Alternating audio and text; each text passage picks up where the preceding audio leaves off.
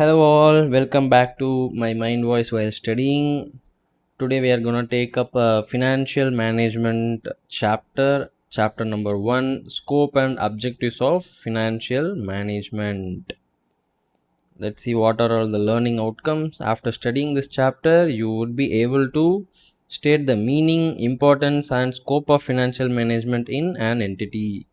Discuss financing decisions and functions. Discuss the objectives of financial management, that is profit maximization vis-a-vis wealth maximization. Discuss shareholders value maximizing approach. Examine the role and functions of finance executives in an entity. Discuss financial distress and insolvency. Agency cost and its mitigation. Agency problem and agency cost. நம்ம இதெல்லாம் படித்து முடிக்கிறப்ப இவ்வளவும் நமக்கு தெரிஞ்சிருக்கும் அப்படின்ற மாதிரி சொல்கிறாங்க. Let's see how it goes. Chapter ஓவர்வியூவில் என்ன கொடுத்துருக்காங்க, ஃபினான்ஷியல் மேனேஜ்மெண்ட், அதுக்குள்ள scopes and objectives of financial management, அதில் தான் ப்ராஃபிட் மேக்ஸிமைசேஷன், வெல்த் மேக்ஸிமைசேஷன் இருக்குது.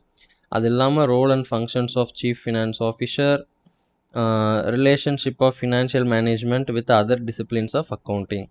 Okay, introduction. We will like to explain financial management by giving a very simple scenario. For the purpose of starting any new business venture, an entrepreneur goes through the following stages of decision making.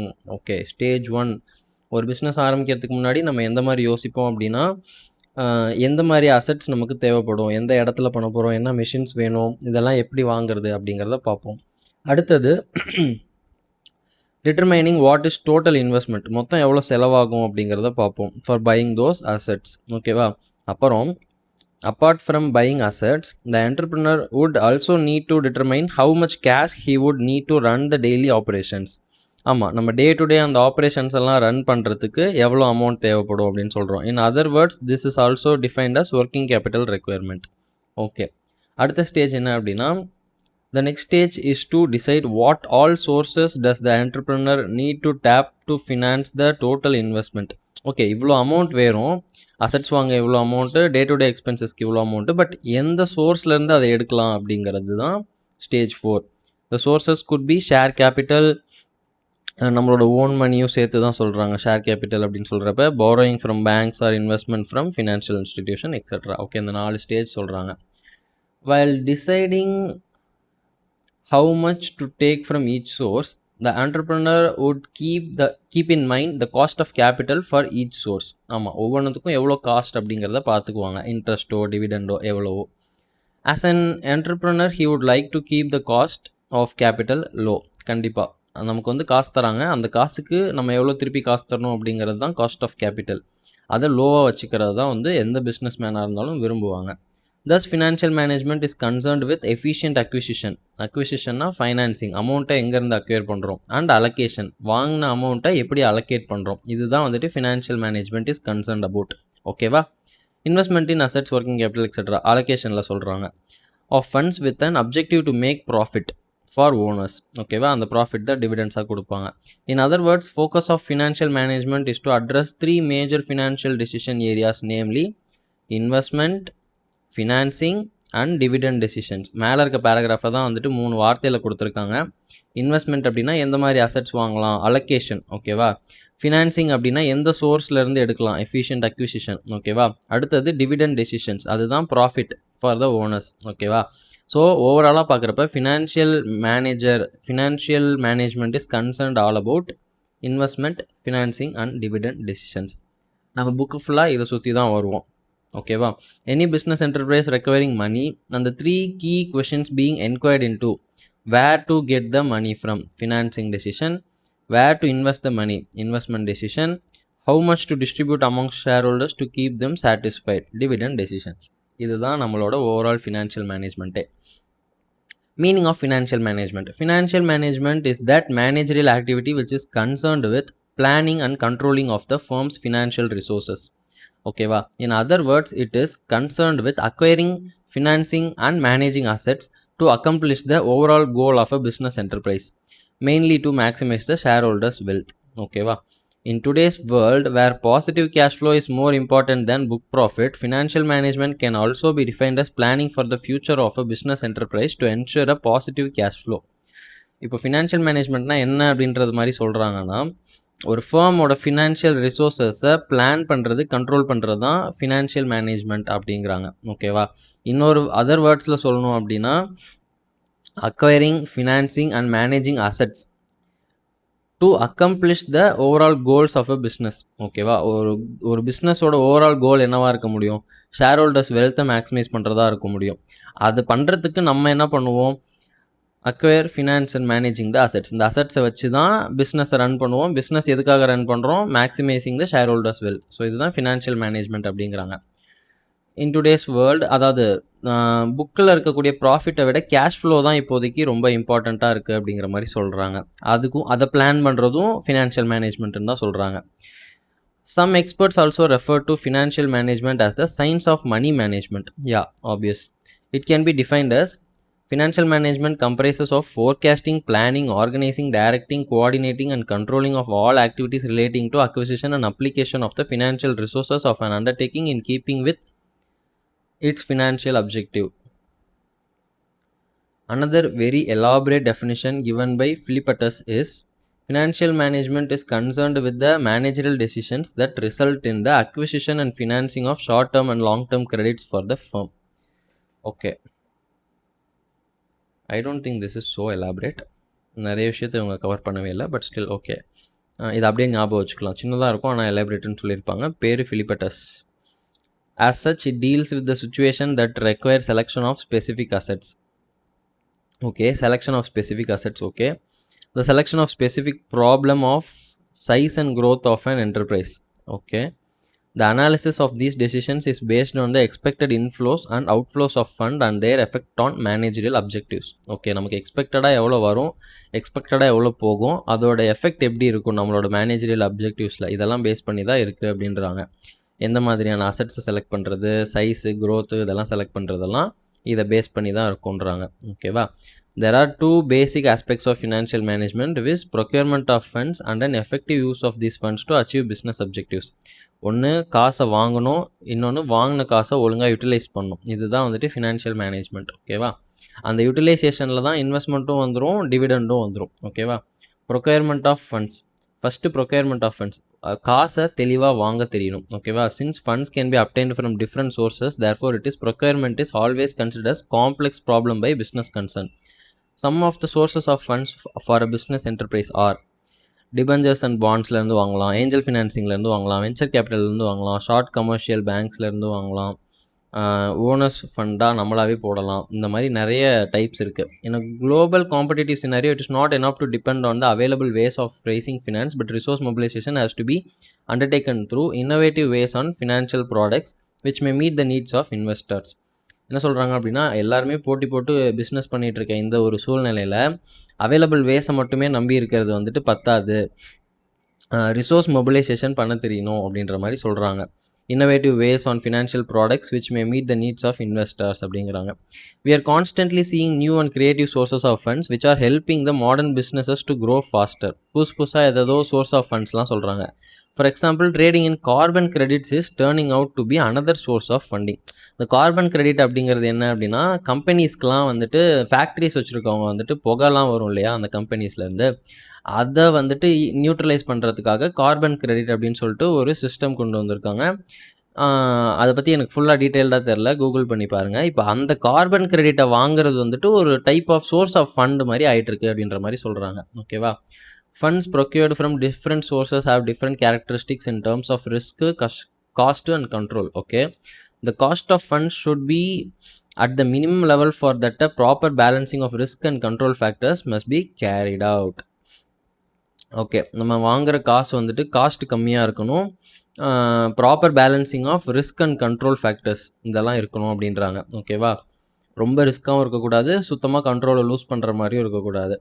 Another key consideration in choosing the source of new business finance is to strike a balance between equity and debt. ஓகேவா? To ensure the funding structure suits the business. Equity அப்படின்னா owners fund, டெப்ட் அப்படின்னா வெளியிலேருந்து கடன் வாங்கினது. ஓகேவா? இது ரெண்டுத்துக்கும் balance இருக்கணும் அப்படின்றாங்க, பிஸ்னஸை சூட் பண்ணுற மாதிரி. அடுத்து let us discuss some of the sources of funds. ஓகேவா? ஈக்விட்டி அப்படின்றாங்க. ஈக்விட்டியை பொறுத்த வரைக்கும் என்ன சொல்ல வராங்க அப்படின்னா, the fund raised by the issue of equity shares. are the best form of the risk point of view of the firm. ஏன் அப்படின்னா since there is no question of repayment of equity capital except when the firm is under liquidation. ஓகேவா, liquidate பண்ணுற நேரத்தை தவிர அந்த equity அமௌண்ட்டை நம்ம திருப்பி கொடுக்க வேண்டிய அவசியமே கிடையாது. ஓகேவா, காஸ்ட் பாயிண்ட் ஆஃப் வியூவில் பார்த்தாலும் equity capital is usually the most expensive source, ஓகேவா, ஆஃப் ஃபண்ட்ஸ். ஏன்னா அவங்களுக்கு ரிஸ்க்கு கம்மி. திஸ் இஸ் ரிஸ்க் ஜாஸ்தி, sorry. This is because the dividend expectation of the shareholders are normally higher than prevalent interest rate, and also because dividends are an appropriation of profit not allowed as an expense under Income Tax Act. Also, the issue of new shares to public may dilute the control of the existing shareholders.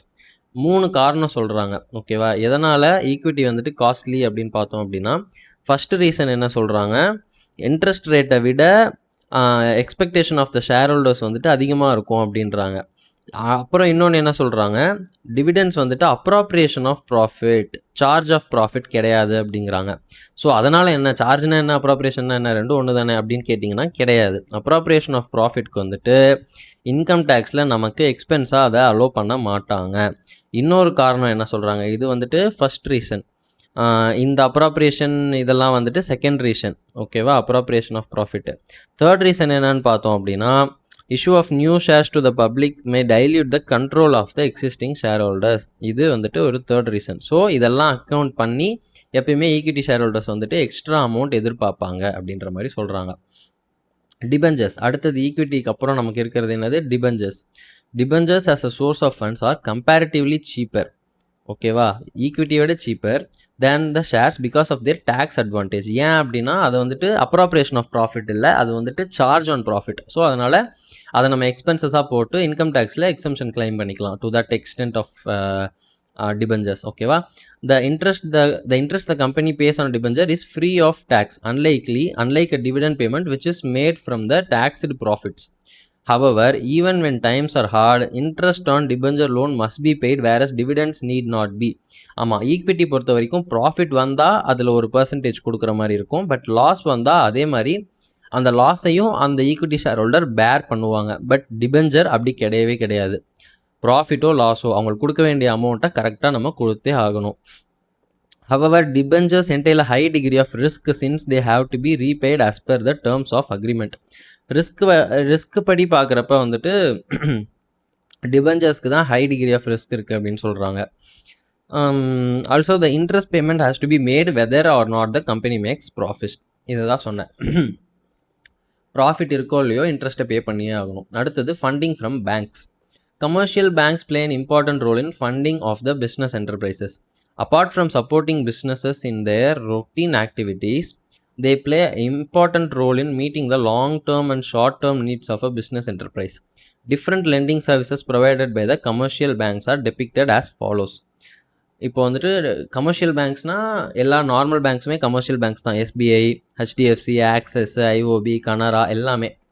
So அவங்க என்னென்ன services கொடுக்குறாங்க அப்படின்னா, cash credit கொடுக்குறாங்க, over draft கொடுக்குறாங்க, term loans கொடுக்குறாங்க, working capital loan கொடுக்குறாங்க, bills purchase discounted கொடுக்குறாங்க, நான் ஃபண்ட் பேஸ்டாக இதெல்லாமே வந்துட்டு ஃபண்ட் பேஸ்டாக கொடுக்குறாங்க. 5 விஷயம் இருக்குது. நான் ஃபண்ட் பேஸ்டாக கேரண்டி கொடுக்குறாங்க, எல்ஓசி கொடுக்குறாங்க. ஓகேவா, லெட்டர் ஆஃப் கிரெடிட். ஓகே, இதெல்லாமே என்னன்றதை அப்புறம் பார்ப்போம். இன்டர்நேஷ்னல் ஃபண்டிங் அது இல்லாமல், அதாவது நமக்கு ஏபிசி முடிஞ்சிருச்சு, ஃபண்டிங் ஃப்ரம் பேங்க்ஸ் முடிஞ்சிருச்சு. அடுத்து டி வரும், இன்டர்நேஷ்னல் ஃபண்டிங். ஓகேவா, funding today is not limited to domestic market. இன்றைக்கெலாம் வந்துட்டு ஊருக்குள்ளேயே கடன் வாங்குறதை தாண்டி வெளிநாட்டிலேருந்துலாம் கடன் வாங்க போகிறாங்க. With liberalisation and globalisation, a business enterprise has option to raise capital from international markets also. Foreign direct investment and foreign institutional investors are 2 major routes for raising funds from foreign sources besides ADRs, American Depository Receipts, and GDRs, Global Depository Receipts. Obviously, the mechanism of procurement of funds has to be modified in the light of the requirements of foreign investors. ஓகேவா, என்ன சொல்கிறாங்க, FDI சொல்கிறாங்க, foreign direct investment ஒன்று சொல்கிறாங்க, FII சொல்கிறாங்க, foreign institutional investor சொல்கிறாங்க, அப்புறம் ADR சொல்கிறாங்க, அமெரிக்கன் டெபாசிட்டரி ரெசிட்ஸ்ன்னு சொல்கிறாங்க, அப்புறம் ஜிடிஆர் சொல்கிறாங்க, குளோபல் டெபாசிட்டரி ரெசிட்ஸுங்கிறாங்க. இதெல்லாம் இன்டர்நேஷ்னல் ஃபண்டிங்கில் வருது. அடுத்து ஏஞ்சல் ஃபினான்சிங். அது என்ன ஏஞ்சல் ஃபினான்சிங் அப்படின்னா, angel financing is a form of an equity financing where an angel investor is a wealthy individual who provides capital for a startup or expansion in exchange for an ownership equity in the company. ஓகேவா, இது எந்த மாதிரியான ஒரு financing அப்படின்னா, ஒரு start up இருக்கும், அது இப்போ தான் க்ரோத் ஸ்டேஜில் இருக்கும், இப்போ தான் கொஞ்சமாக வளர்ந்துக்கிட்டு இருக்கும். இப்போவே ஒரு வெல்த்தியான ஒரு பர்சன் வந்துட்டு, நான் உனக்கு இவ்வளோ ஃபண்ட் பண்ணுறேன், உனக்கு நிறைய காசு தேவைப்படுது, உன் ஐடியா எனக்கு பிடிச்சிருக்கு, பதிலுக்கு நீ எனக்கு என்ன தரணும் அப்படின்னா, உன்னோட கம்பெனியில் இருக்கக்கூடிய ஷேர்ஸ் தரணும், இத்தனை பர்சன்டேஜ் ப்ராஃபிட் ஃபியூச்சரில் வரப்போ எனக்கு இத்தனை பர்சன்டேஜ் அப்படிங்கிற மாதிரி நீ கொடுத்துடணும் அப்படின்னு சொல்கிறது தான் ஏஞ்சல் ஃபினான்சிங். ஓகேவா, angel investors have idle cash available and are looking for a higher rate of return than what is given by traditional investment. அவன்கிட்ட அவ்வளோ காசு இருந்தால் அவன் போய் எஃப்டி போட வேண்டியதானே, எதுக்கு நம்மள்ட்ட வரான்னு கேட்டிங்க அப்படின்னா, இந்த மாதிரி ஏஞ்சல் ஃபினான்சிங் இன்வெஸ்டர்ஸ்லாம் யார் அப்படின்னா, நிறைய காசை கொட்டி வச்சுருப்பாங்க, எல்லாமே ஃப்ரீயாக இருக்கும், அவங்களுக்கு நிறைய காசு இருக்கிறதுனால அதை ஹை ரிட்டர்னில் போய் இன்வெஸ்ட் பண்ணணும் அப்படின்ற மாதிரி சொல்லுவாங்க. இப்போ பேங்க்கில் போட்டால் ஃபார் எக்ஸாம்பிள் மேக்ஸிமம் என்ன ஒரு 8% எஃப்டி தருவானா சீனியர் சிட்டிசனாக இருந்தால், பட் அவங்க வந்துட்டு 16% எக்ஸ்பெக்ட் பண்ணுவாங்க, ஈவன் 25% எக்ஸ்பெக்ட் பண்ணுவாங்க.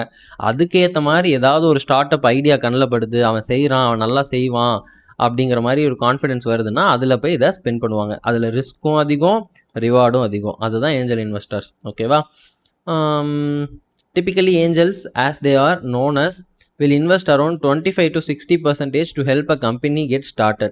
This source of finance sometimes is the last option for startups which doesn't qualify for bank funding and are too small for venture capital financing. Okay, bank loan reject பண்ணிட்டான், venture capital போகிற அளவுக்கு நம்ம ஒன்றும் பெரிய ஆளுங்க கிடையாது அப்படின்னா, அந்த மாதிரி இருக்க ஸ்டார்ட் அப்ஸ் எல்லாத்துக்கும் ஏஞ்சல் ஃபினான்சிங் தான் ஒரே வழி அப்படின்ற மாதிரி சொல்கிறாங்க. ஓகேவா, அடுத்தது effective utilization of funds. Okay, procurement வந்துட்டோம், 2.1ல் ப்ரொக்யூர்மெண்ட் பார்த்தோம். இப்போ 2.2ல் என்ன சொல்கிறான், அதை ஒழுங்காக வாங்கினதை நீ ஒழுங்காக யூட்டிலைஸ் பண்ணுறியா அப்படிங்கிறது தான் அடுத்த கேள்வி.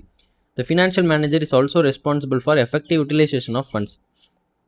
ஓகேவா, he has to point out situations where the funds are being kept idle or where proper use of funds is not being made. அவனோட ரெஸ்பான்சிபிலிட்டி என்ன அப்படின்னா, பாயிண்ட் அவுட் பண்ணணும் எங்கெல்லாம் வந்துட்டு பணத்தை ஐடியலாக வச்சுருக்காங்க ஆர் பணத்தை ப்ராப்பராக யூஸ் பண்ணல அப்படிங்கிறத பாயிண்ட் அவுட் பண்ண வேண்டியது அவனோட வேலை. All the funds are procured at a certain cost. எல்லா காசும் ஒரு காஸ்ட்டுக்கு தான் வருது, சும்மா யாரும் காசு கொடுக்கல நம்ம கம்பெனிக்கு. And after entailing a certain amount of risk. ஆமாம், அதில் நம்ம கொடுக்கறதுக்கு ஒரு சர்டன் அமௌண்ட் ஆஃப் ரிஸ்க்கும் எடுக்கிறாங்க. ஸோ அந்த காஸ்ட்டு அந்த ரிஸ்க்கெல்லாம் மனசில் வச்சு எதையும் ஐடியலாக விட்டுறாமல் ப்ராப்பராக யூஸ் பண்ணாமல் இருக்க வேண்டியது, ப்ராஸ்பராக யூஸ் பண்ணாமல் இருக்கான்னு பார்த்துக்க வேண்டியது ஃபினான்ஸ் மேனேஜரோட பொறுப்பு அப்படின்னு சொல்கிறாங்க. If these funds are not utilized in the manner so that they generate an income higher than the cost of procuring them, there is no point in running the business. நம்ம வாங்கினது 5 ரூபாய்க்கு வாங்கியிருப்போம், ஆனால் சம்பாதிக்கிறது 4 ரூபா சம்பாரிச்சோம் அப்படின்னா 5 ரூபாய்க்கு வாங்கி 4 ரூபா சம்பாதிக்கிறது it's not a good business. So there is no point in running this business அப்படின்ற மாதிரி சொல்கிறாங்க.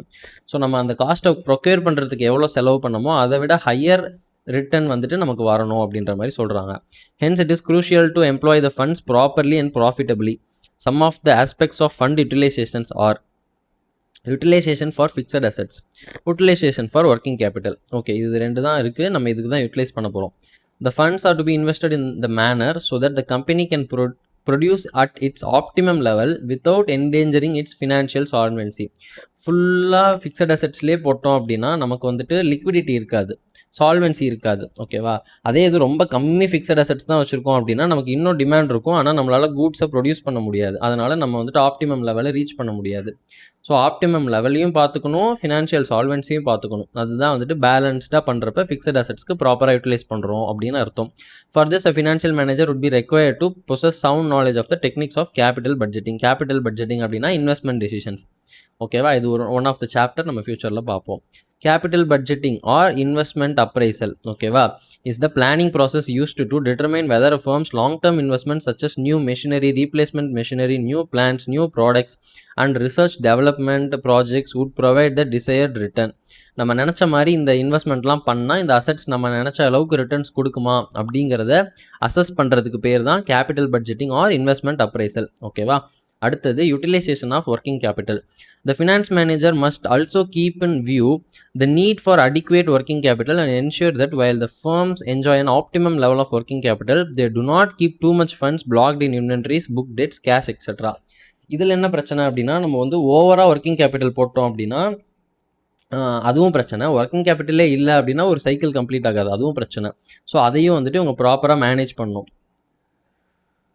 அடிக்குவேட்டாக இருக்க அளவுக்கு ஒர்க்கிங் கேபிட்டல் இருக்கணும் அப்படின்ற மாதிரி சொல்கிறாங்க. அப்புறம் என்ன என்ஷூர் பண்ணணும் அப்படின்னா optimum level of working capital இருக்கணும். டூ மச் ஃபண்ட்ஸ் வந்து அதில் பிளாக் ஆகிருக்கக்கூடாது அப்படின்ற மாதிரி சொல்கிறாங்க. Evolution of financial management. அந்த காலத்திலேருந்து இந்த காலம் வரைக்கும் வசந்தன் கோ விளம்பரம் மாதிரி அப்பையிலேருந்து இன்றைய வரைக்கும் எப்படி ஃபினான்ஷியல் மேனேஜ் மாறி இருக்குது அப்படின்றத பார்க்க போகிறோம். Financial manage evolved gradually over the past 50 years. கடந்த 50 வருஷமாக தான் அசுர வளர்ச்சியில் வளர்ந்துருக்கு அப்படின்றாங்க. The evaluation of financial management is divided into 3 phases. 3 கட்டமாக அது வளர்ந்துருக்கான். Financial management evolved as a separate field of study at the beginning of the century. எந்த செஞ்சுரி சொல்கிறாங்க? ஓகே, நம்மளோட 2000 செஞ்சுரி தான் சொல்கிறாங்க. 2000க்கு அப்புறம் தான் வந்துட்டு இது தனியாக ஒரு ஃபீல்ட் ஆஃப் ஸ்டடியாக சொன்னாங்கன்னு நினைக்கிறேன். The 3 stages of its evaluation are the traditional phase. During this phase, financial management was considered necessary only during occasional events such us take overs, mergers, expansion, liquidation extra. இந்த மாதிரி என்னைக்காவது நடக்கக்கூடிய பெரிய பெரிய ஈவெண்ட்ஸுக்கு தான் financial மேனேஜ்மெண்ட்லாம் தேவை, ப்ராஃபிட்டாக லாஸான்னு பார்த்துட்டு பண்ணணும் அப்படின்ற மாதிரி நினச்சாங்களாம். Also when taking financial decisions in the organisation the needs of outsiders, investment bankers, people who lend money to the business and other such people to the business was kept in mind. இந்த மாதிரி டைமில் வந்துட்டு financial decisions எடுக்கிறப்ப அவுட் சைடர்ஸோட நீடையும் பார்த்துட்டு எடுத்தாங்களாம் மனசில் வச்சுக்கிட்டு. அடுத்து இப்போ வந்து இது நம்ம பார்த்துருக்கிறது ட்ரெடிஷ்னல் ஃபேஸ். ஓகேவா, அடுத்து நம்ம பார்க்குறது transitional phase. During this phase the day to day problems that financial managers faced were given importance. The general problems related to fund analysis, planning and control were given more attention in this phase. இப்போ இந்த transitional ஃபேஸில் என்னாச்சு, என்னைக்கோ ஒரு நாள் financial மேனேஜ்மெண்ட்டுங்கிறது போய் டே to டே என்னென்ன நடக்குதுங்கிறதுக்கும் attention கொடுக்க ஆரம்பித்தாங்க. ஓகேவா, இப்போ மாடர்ன் ஃபேஸ்க்கு வந்தோம் அப்படின்னா modern phase is still going on. இப்போ நடந்துட்டு இருக்கிறது மாடர்ன் ஃபேஸ் தான் அப்படின்னு சொல்கிறாங்க. The scope of financial management has greatly increase now. ஆமாம், it is important to carry out financial analysis for a company. This analysis helps in decision making. During this phase, many theories have been developed regarding efficient markets, capital budgeting, option pricing, valuation models and also in several other important fields in financial management. ஆமாம், எனக்கு சொல்லவே தேவையில்ல, எல்லா ஃபீல்ட்லையும் financial management இருக்குது, எப்படி வந்து ப்ராப்பராக பண்ணலாம் அப்படிங்கிற மாதிரி. அடுத்து ஃபினான்ஸ் ஃபங்க்ஷன்ஸ், ஃபினான்ஸ் டெசிஷன்ஸ் என்ன அப்படின்னா, value of a firm will depend on various finance functions decisions. It can be expressed as value is equal to function of investment, financing, டிவிடெண்ட்னு நினைக்கிறேன், தெரில பார்ப்போம். The finance functions are divided into 3 long. Okay,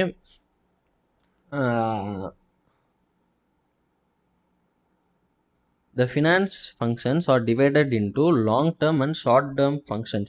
டே, இந்த ஐனா என்ன, எஃப்னா என்ன, டினா என்னன்னு சொல்லுங்கடா.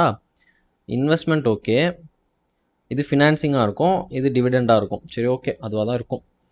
Long term financing function decisions, investment decision, ஓ அங்கே தான் கொடுத்துருக்காங்க, ஐஎஃப் ஃபினான்ஸு, இன்னொன்று டிவிடெண்ட். ஓகே, கரெக்டாக தான் கெஸ் பண்ணியிருக்கோம். லாங் டேர்மாக பார்க்குறப்ப என்னென்ன இருக்குது அப்படின்னா, இன்வெஸ்ட்மெண்ட் டெசிஷன்ஸ் இருக்கான், ஃபினான்சிங் டெசிஷன்ஸ் இருக்கான், அடுத்தது வந்துட்டு டிவிடெண்ட் டெசிஷன்ஸ் இருக்கான். அப்போ ஷார்ட் டேர்முக்கு ஏதாவது இருக்கா? ஷார்ட் டேர்ம் டெசிஷன்ஸ்க்கு ஒர்க்கிங் கேபிட்டல் மேனேஜ்மெண்ட் மட்டும் இருக்கும். சரி, ஓகே, ஒன்றுத்தையும் டீட்டெயிலாக பார்ப்போமா.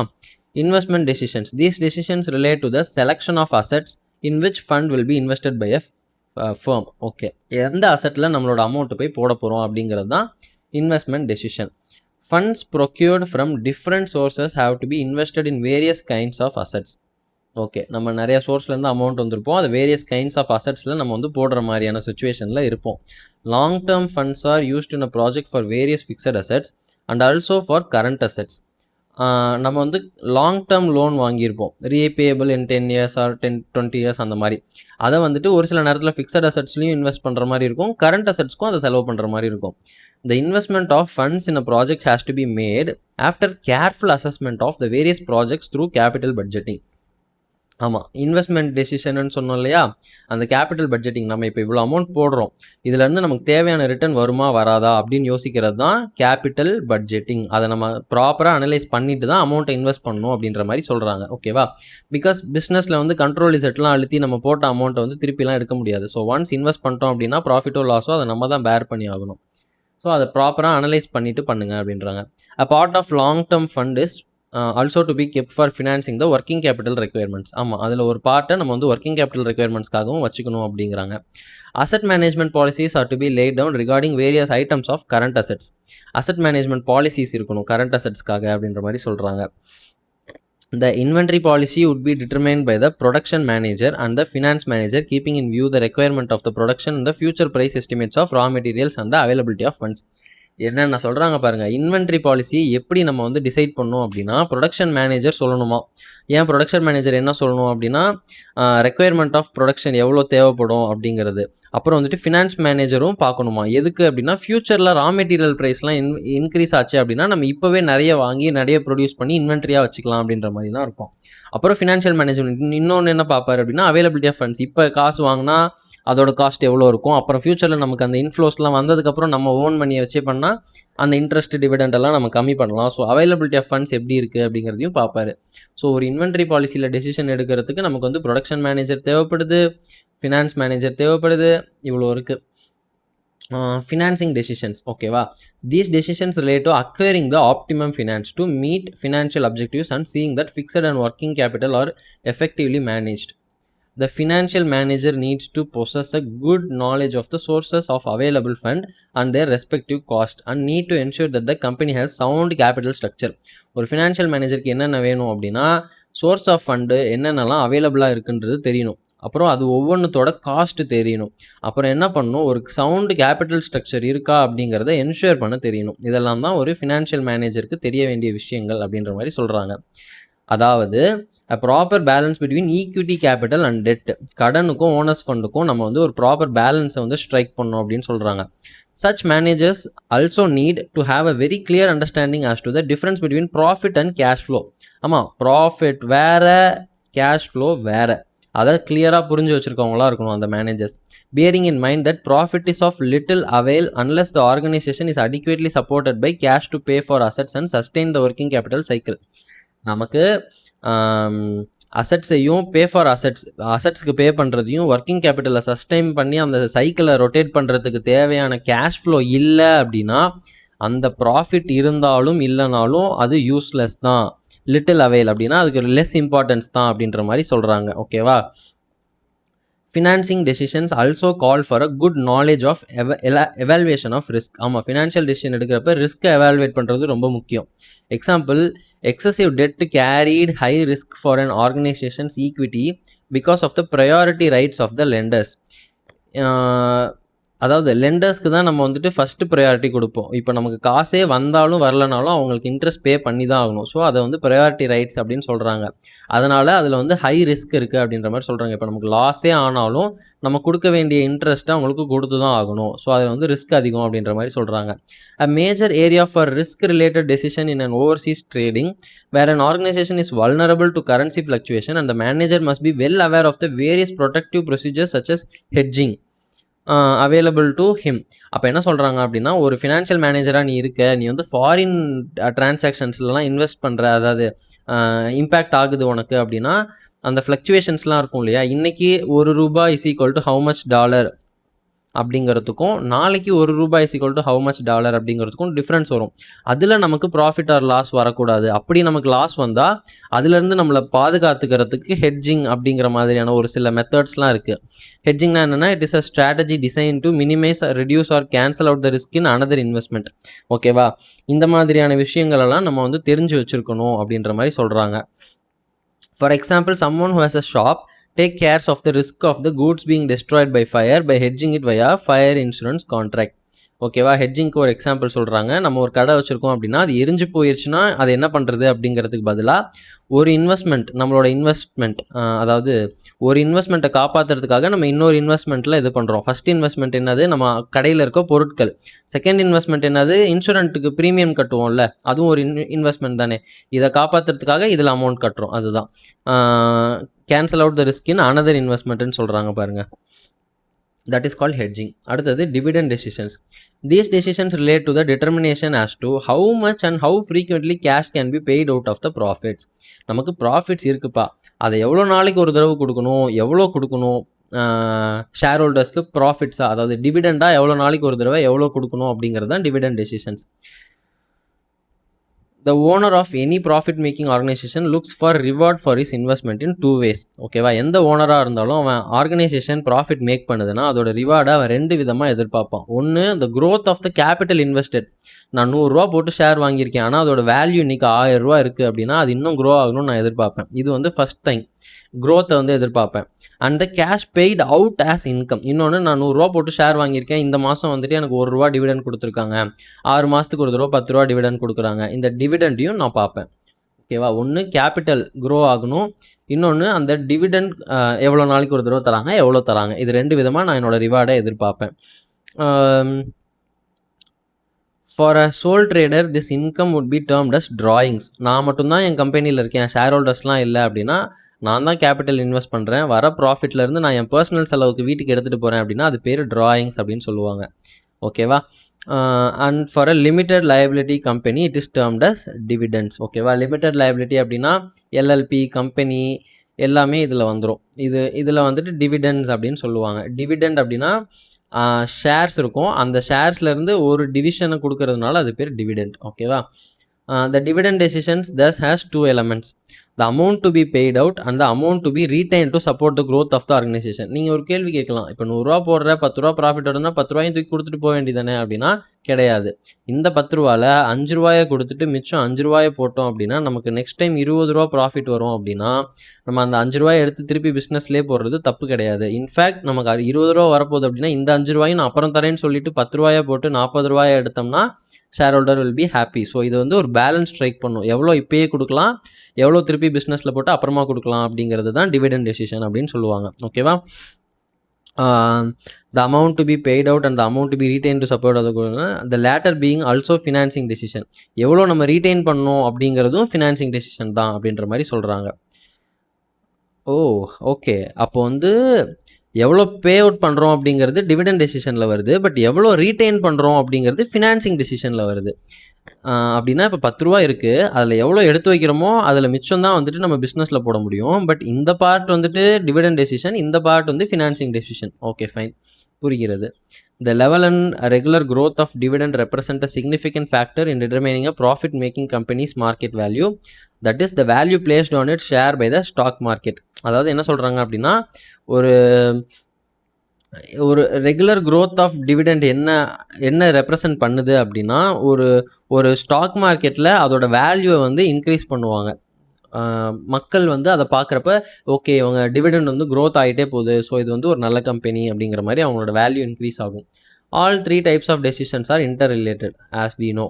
The first 2 pertaining to any kind of organization, while the third relates only to profit making organization. Obviously dividend அப்படிங்கிறது எப்போ வருது, நமக்கு ப்ராஃபிட் இருந்தால் தான் அதில் ஒரு பார்ட் எடுத்து நம்ம டிவிடெண்டாக கொடுப்போம். இதே இது லாஸ் இருந்தால் it doesn't happen. So first 2 வந்து எல்லாத்துக்குமே அப்ளிகபிள், டிவிடெண்ட் டெசிஷன்ஸ் மட்டும் only for profit making organisation. ஓகேவா?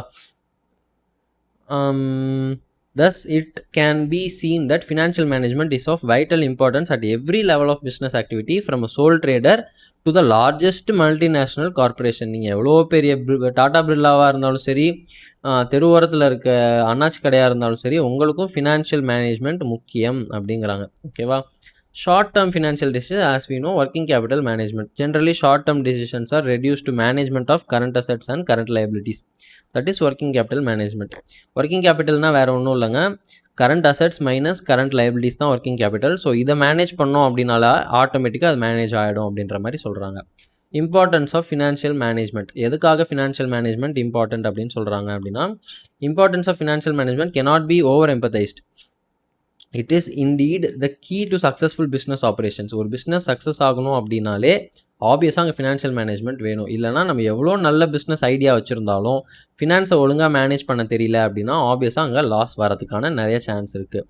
Without proper administration of finance no business enterprise can reach at its full potential for growth. ஆமாம், லாஸே வரலனாலும் நம்ம ப்ராஃபிட் பண்ணுறது நம்ம எவ்வளோ பண்ணணுமோ அந்தளவுக்கு பண்ணுறோமா அப்படிங்கிறது ஃபினான்ஷியல் மேனேஜ்மெண்ட் பண்ணால் மட்டும்தான் தெரியும். இல்லைனா ஃபுல் பொட்டன்ஷியலை நம்மளால் எக்ஸ்ப்ளாய்ட் பண்ண முடியாது.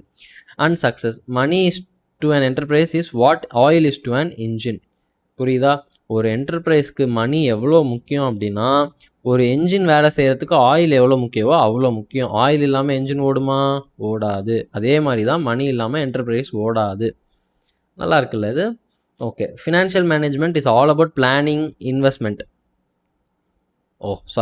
Financial management is all about planning investment, funding the investment, monitoring expenses against budget and managing gains from the investments. ஓகேவா, இதெல்லாம் தான் ஃபினான்ஷியல் மேனேஜ்மெண்ட்டுங்கிறாங்க. Financial management means management of all matters related to an organisation's finances.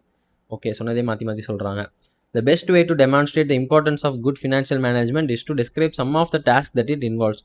பெஸ்ட்டாக நம்ம வந்துட்டு financial மேனேஜ்மெண்ட்டோட இம்பார்ட்டன்ஸை சொல்லணும் அப்படின்னா அதை எப்படி சொல்லலாம் அப்படின்னா, அது எந்தெந்த டாஸ்க்கெல்லாம் அது பார்த்துக்குது அப்படின்றத சொன்னாலே அதோட இம்பார்ட்டன்ஸ் தெரிஞ்சிடும் அப்படின்ற மாதிரி சொல்கிறாங்க. இது எப்படி சொல்கிறாங்க, அம்மாவோட இம்பார்ட்டன்ஸை சொல்லணும் அப்படின்னா என்ன சொல்லலாம், அவங்க என்னென்ன செய்கிறாங்க, சமைக்கிறாங்க, இது பண்ணுறாங்க, அது பண்ணுறாங்கன்னு அவங்க செய்கிற எல்லா வேலையும் சொன்னாலே, ஓ இவ்வளோ வேலை செய்கிறாங்களா, அப்போ இவங்க ரொம்ப இம்பார்ட்டன்ட் அப்படின்னு நமக்கு தெரியுது இல்லை அம்மாவுக்கு. அதே மாதிரி தான் ஒரு ஃபினான்ஷியல் மேனேஜ்மெண்ட் முக்கியமாக இல்லையான்னு பார்க்குறப்ப இவ்வளோ வேலை அது செய்யுது, ஸோ ஆப்வியஸாக அது இம்பார்ட்டன்ட் தான் அப்படிங்கிற மாதிரி சொல்கிறாங்க. ஃபர்ஸ்ட் என்ன சொல்கிறாங்க, taking care not to over invest in fixed assets.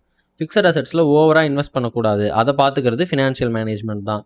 Balancing cash outflow with cash inflows. நமக்கு எப்போ காசு உள்ளே வரும், எப்போ காசு வெளியே போகும், இதெல்லாம் நம்ம பார்த்து கரெக்டாக அதுக்கேற்ற மாதிரி மேனேஜ் பண்ணுறது, பேலன்ஸ் பண்ணுறது ஃபினான்ஷியல் மேனேஜ்மெண்ட் தான். Ensuring that there is a sufficient level of short term working capital. என்ன தான் நம்மக்கிட்ட கோடியாக ப்ராஃபிட் இருந்தாலும் இன்னைக்கு நாளைக்கு நமக்கு ஏதாவது ஒரு கடன் அடைக்கிறதுக்கு காசு தேவைப்பட்டுச்சு அப்படின்னா அதுக்கு லிக்விடாக கேஷ் இருக்கா, ஷார்ட் டேர்மாக ஒர்க்கிங் கேபிட்டல் இருக்கா அப்படிங்கிறத பார்க்கணும். நாளைக்கு ஒரு ரா மெட்டீரியல் பர்ச்சேஸ் பண்ண போகிறோம், அவன் காசு கேட்குறான், அது கொடுக்கறதுக்கு நம்மக்கிட்ட காசு இருக்கா அப்படிங்கிறத பார்த்துக்கிறோம். Setting sales revenue targets that will deliver growth. கரெக்டான சேல்ஸ் ரெவன்யூ டார்கெட்ஸ் நம்ம வந்துட்டு செட் பண்ணுறோம் அப்படின்னா தான் க்ரோத் வந்து கிடைக்கும். அதிகமாக பண்ணாலும் அச்சீவ் பண்ண முடியாது, கம்மியாக பண்ணாலும் அண்டர் பொட்டன்ஷியலாக இருக்கும். Increasing gross profit by setting the correct pricing for products or services.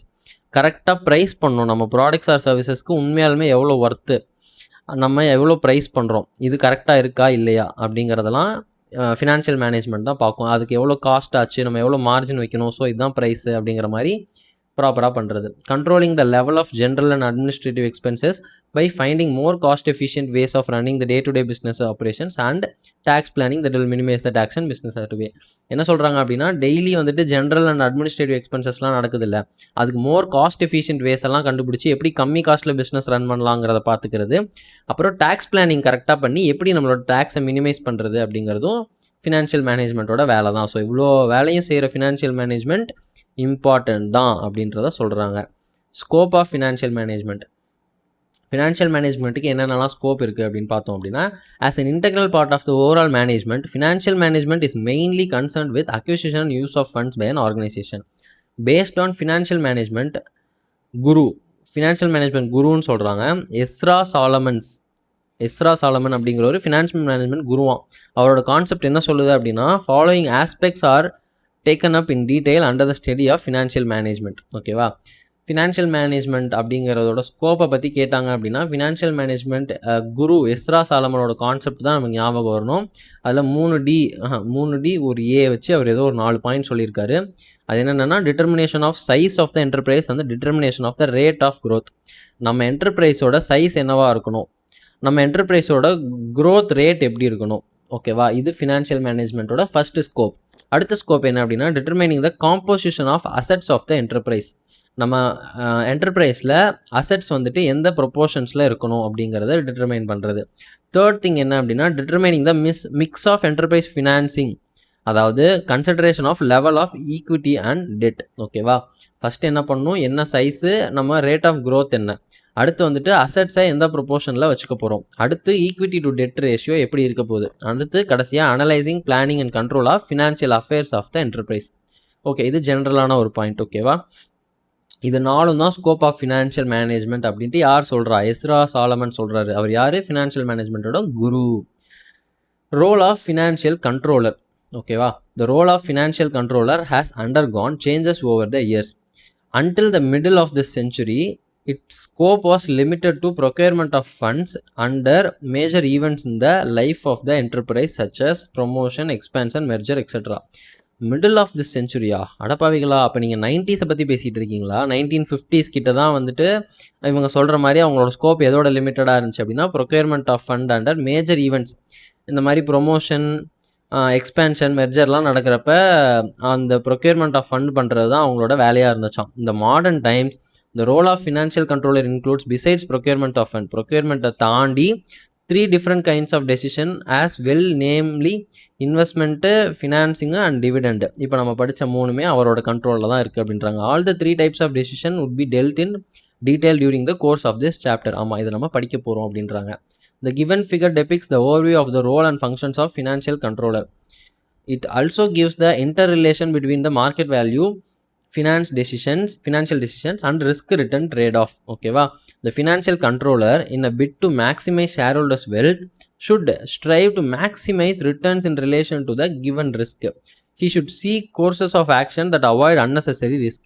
ஒரு ஃபினான்ஷியல் கண்ட்ரோலர் என்ன பண்ணும் அப்படின்னா, அந்த கொடுக்கப்பட்ட ரிஸ்க்கை வந்துட்டு அதிகமாக்காம, அதாவது ஆல்ரெடி இருக்க ரிஸ்க்கை வந்துட்டு இன்க்ரீஸ் பண்ணாமல் மேக்ஸிமைஸ் ரிட்டர்ன்ஸ் பண்ணும், ரிட்டர்ன்ஸை மேக்ஸிமைஸ் பண்ணும். அதான் அவனோட வேலை. அதே மாதிரி ஆக்ஷன், அவனோட நடவடிக்கைகளில் அன்னெசரியாக எதுவும் ரிஸ்க்கை எடுக்காத மாதிரி அவாய்ட் பண்ணிக்க தெரிஞ்சிருக்கணும். To ensure maximum return, funds flowing in and out of the firm should be constantly monitored to assure that they are safeguarded and properly utilized.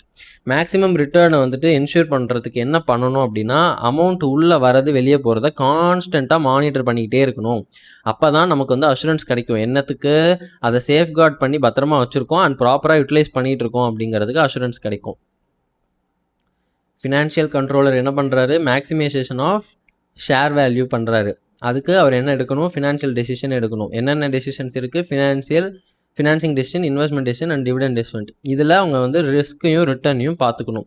Risk அதிகமாக எடுத்தால் ரிட்டர்ன் அதிகமாக கிடைக்கும், ரிஸ்க் கம்மியாக எடுத்தால் ரிட்டர்ன் கம்மியாக கிடைக்கும். பட் இதுக்கு நடுவில் ஒரு பேலன்ஸை ஸ்ட்ரைக் பண்ணும். இதுதான் ஃபினான்ஷியல் கண்ட்ரோலரோட வேலை அப்படின்ற மாதிரி ஒரே ஒரு படத்தில் நமக்கு புரிகிற மாதிரி கொடுத்துட்டாங்க. Objectives of financial management. எதுக்காக ஃபினான்ஷியல் மேனேஜ்மெண்ட் பண்ணணும் அப்படின்ற ஒரு கேள்விக்கு என்ன பதில் அப்படின்னா, efficient financial management requires the existence of some objectives or goals because judgment as to whether or not a financial decision is efficient must be made in the light of some objective. எதுக்காக இது சொல்கிறாங்க அப்படின்னா, objectives or goal இருக்கணும் அப்படின்றாங்க. ஏன்னா ஒரு judgement எடுக்கிறோம், இது நல்ல டெசிஷனா இல்லையா அப்படிங்கிறதே அந்த அப்ஜெக்டிவை வச்சு தான் நம்மளால் டிசைட் பண்ண முடியும். அந்த அப்ஜெக்டிவை நோக்கி போகுது அப்படின்னா இது ஒரு நல்ல டெசிஷன், இல்லை அந்த அப்ஜெக்டிவ்லேருந்து நம்மளை தள்ளி அனுப்புது அப்படின்னா அது கெட்ட டெசிஷன் அப்படின்னு நம்ம அந்த டெசிஷனை வேல்யூவேட் பண்ணுறதுக்கே ஒரு அப்ஜெக்டிவ் தேவைப்படுது அப்படின்றாங்க. Although various objectives are possible, but we assume 2 objectives of financial management for elaborate discussion. They are profit maximization and wealth or value maximization அப்படின்ற மாதிரி சொல்கிறாங்க. ஓகேவா? ஃபஸ்ட்டு ப்ராஃபிட் மேக்ஸிமைசேஷனை பற்றி பார்க்கறதுக்கு முன்னாடி 1 செகண்ட் கேப் கொடுங்க, நான் தண்ணி குடிச்சுக்கிறேன்.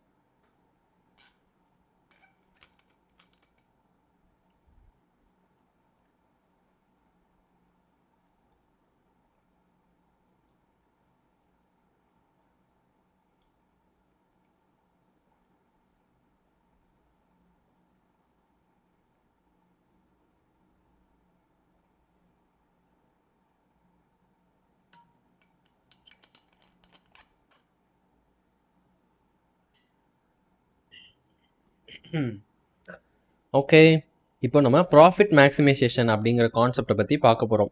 It has traditionally been argued that the primary objective of a company is to earn profit. ட்ரெடிஷ்னலாக, அதாவது முன்னாடிலாம் என்ன சொல்லிட்டு இருந்தாங்க அப்படின்னா, கம்பெனின்னு ஒன்று இருந்தால் அதோட நோக்கம் என்னவாக இருக்க முடியும்? ப்ராஃபிட் தாங்க அப்படின்ற மாதிரி இருந்துச்சு.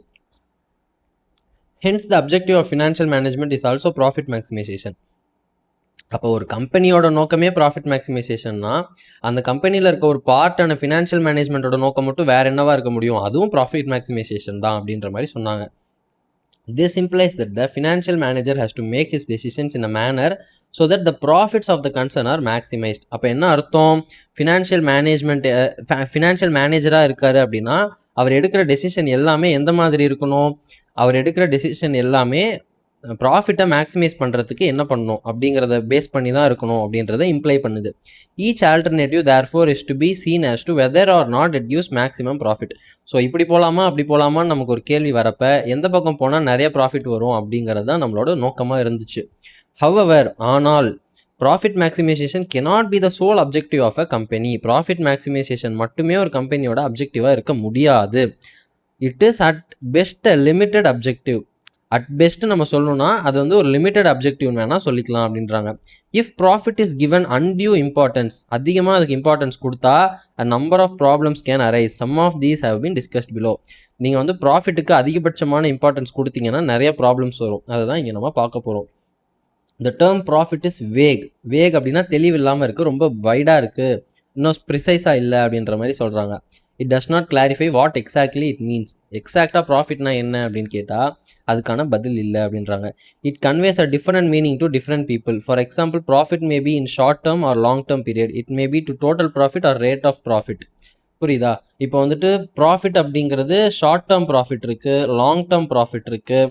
அதே இது வேல்யூவாக பார்க்கலாம், இல்லை பர்சன்டேஜாக பார்க்கலாம். 10% ப்ராஃபிட்னு சொல்லலாம், இல்லை போன வருஷத்தோட இந்த தடவை நான் வந்து 1,00,000 rupees எக்ஸ்ட்ரா ப்ராஃபிட் earn பண்ணியிருக்கேன்னு சொல்லலாம். ஸோ இதில் நிறைய டிஃப்ரென்ஸ் இருக்குது அப்படிங்கிறதுனால இது ஒரு வேகான டேர்மாக இருக்குது. எதை நீங்கள் மேக்ஸிமைஸ் பண்ணணும்னு நினைக்கிறீங்க அப்படிங்கிற மாதிரி கேட்குறாங்க.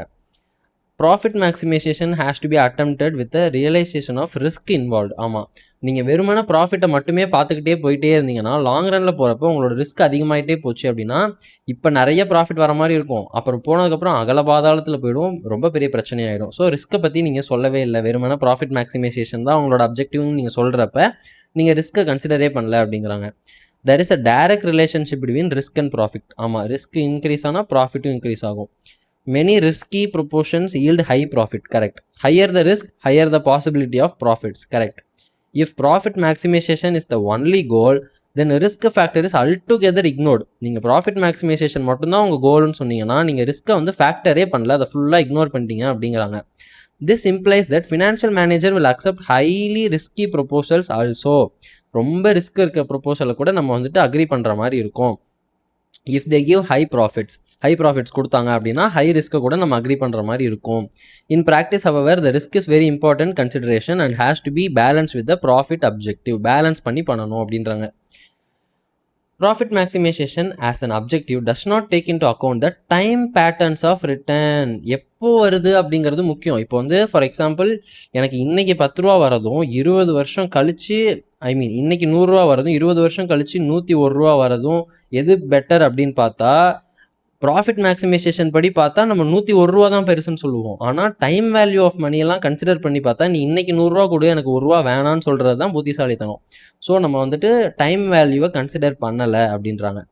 அதில் ஒரு பிரச்சனை இருக்குது அப்படின்றாங்க. Proposal A may give a higher amount of profit as compared to proposal B. Yet, if the return of proposal A begin to flow, say 10 years later, proposal B may be preferred, which may have lower overall profit, but the returns flow is more early and quick. நான் சொன்ன example தான், ஓகேவா? Profit maximisation as an objective is too narrow அப்படிங்கிறாங்க. It fails to take into account the social considerations as also the obligations to various interests of workers, consumer, society as well as the ethical trade practices. நீங்கள் வெறுமான ப்ராஃபிட்டை மட்டுமே பார்த்தீங்க அப்படின்னா நம்ம சோஷியலாக பார்க்க வேண்டிய நிறைய விஷயத்த பார்க்கவே மாட்டோம் அப்படின்ற மாதிரி சொல்கிறாங்க.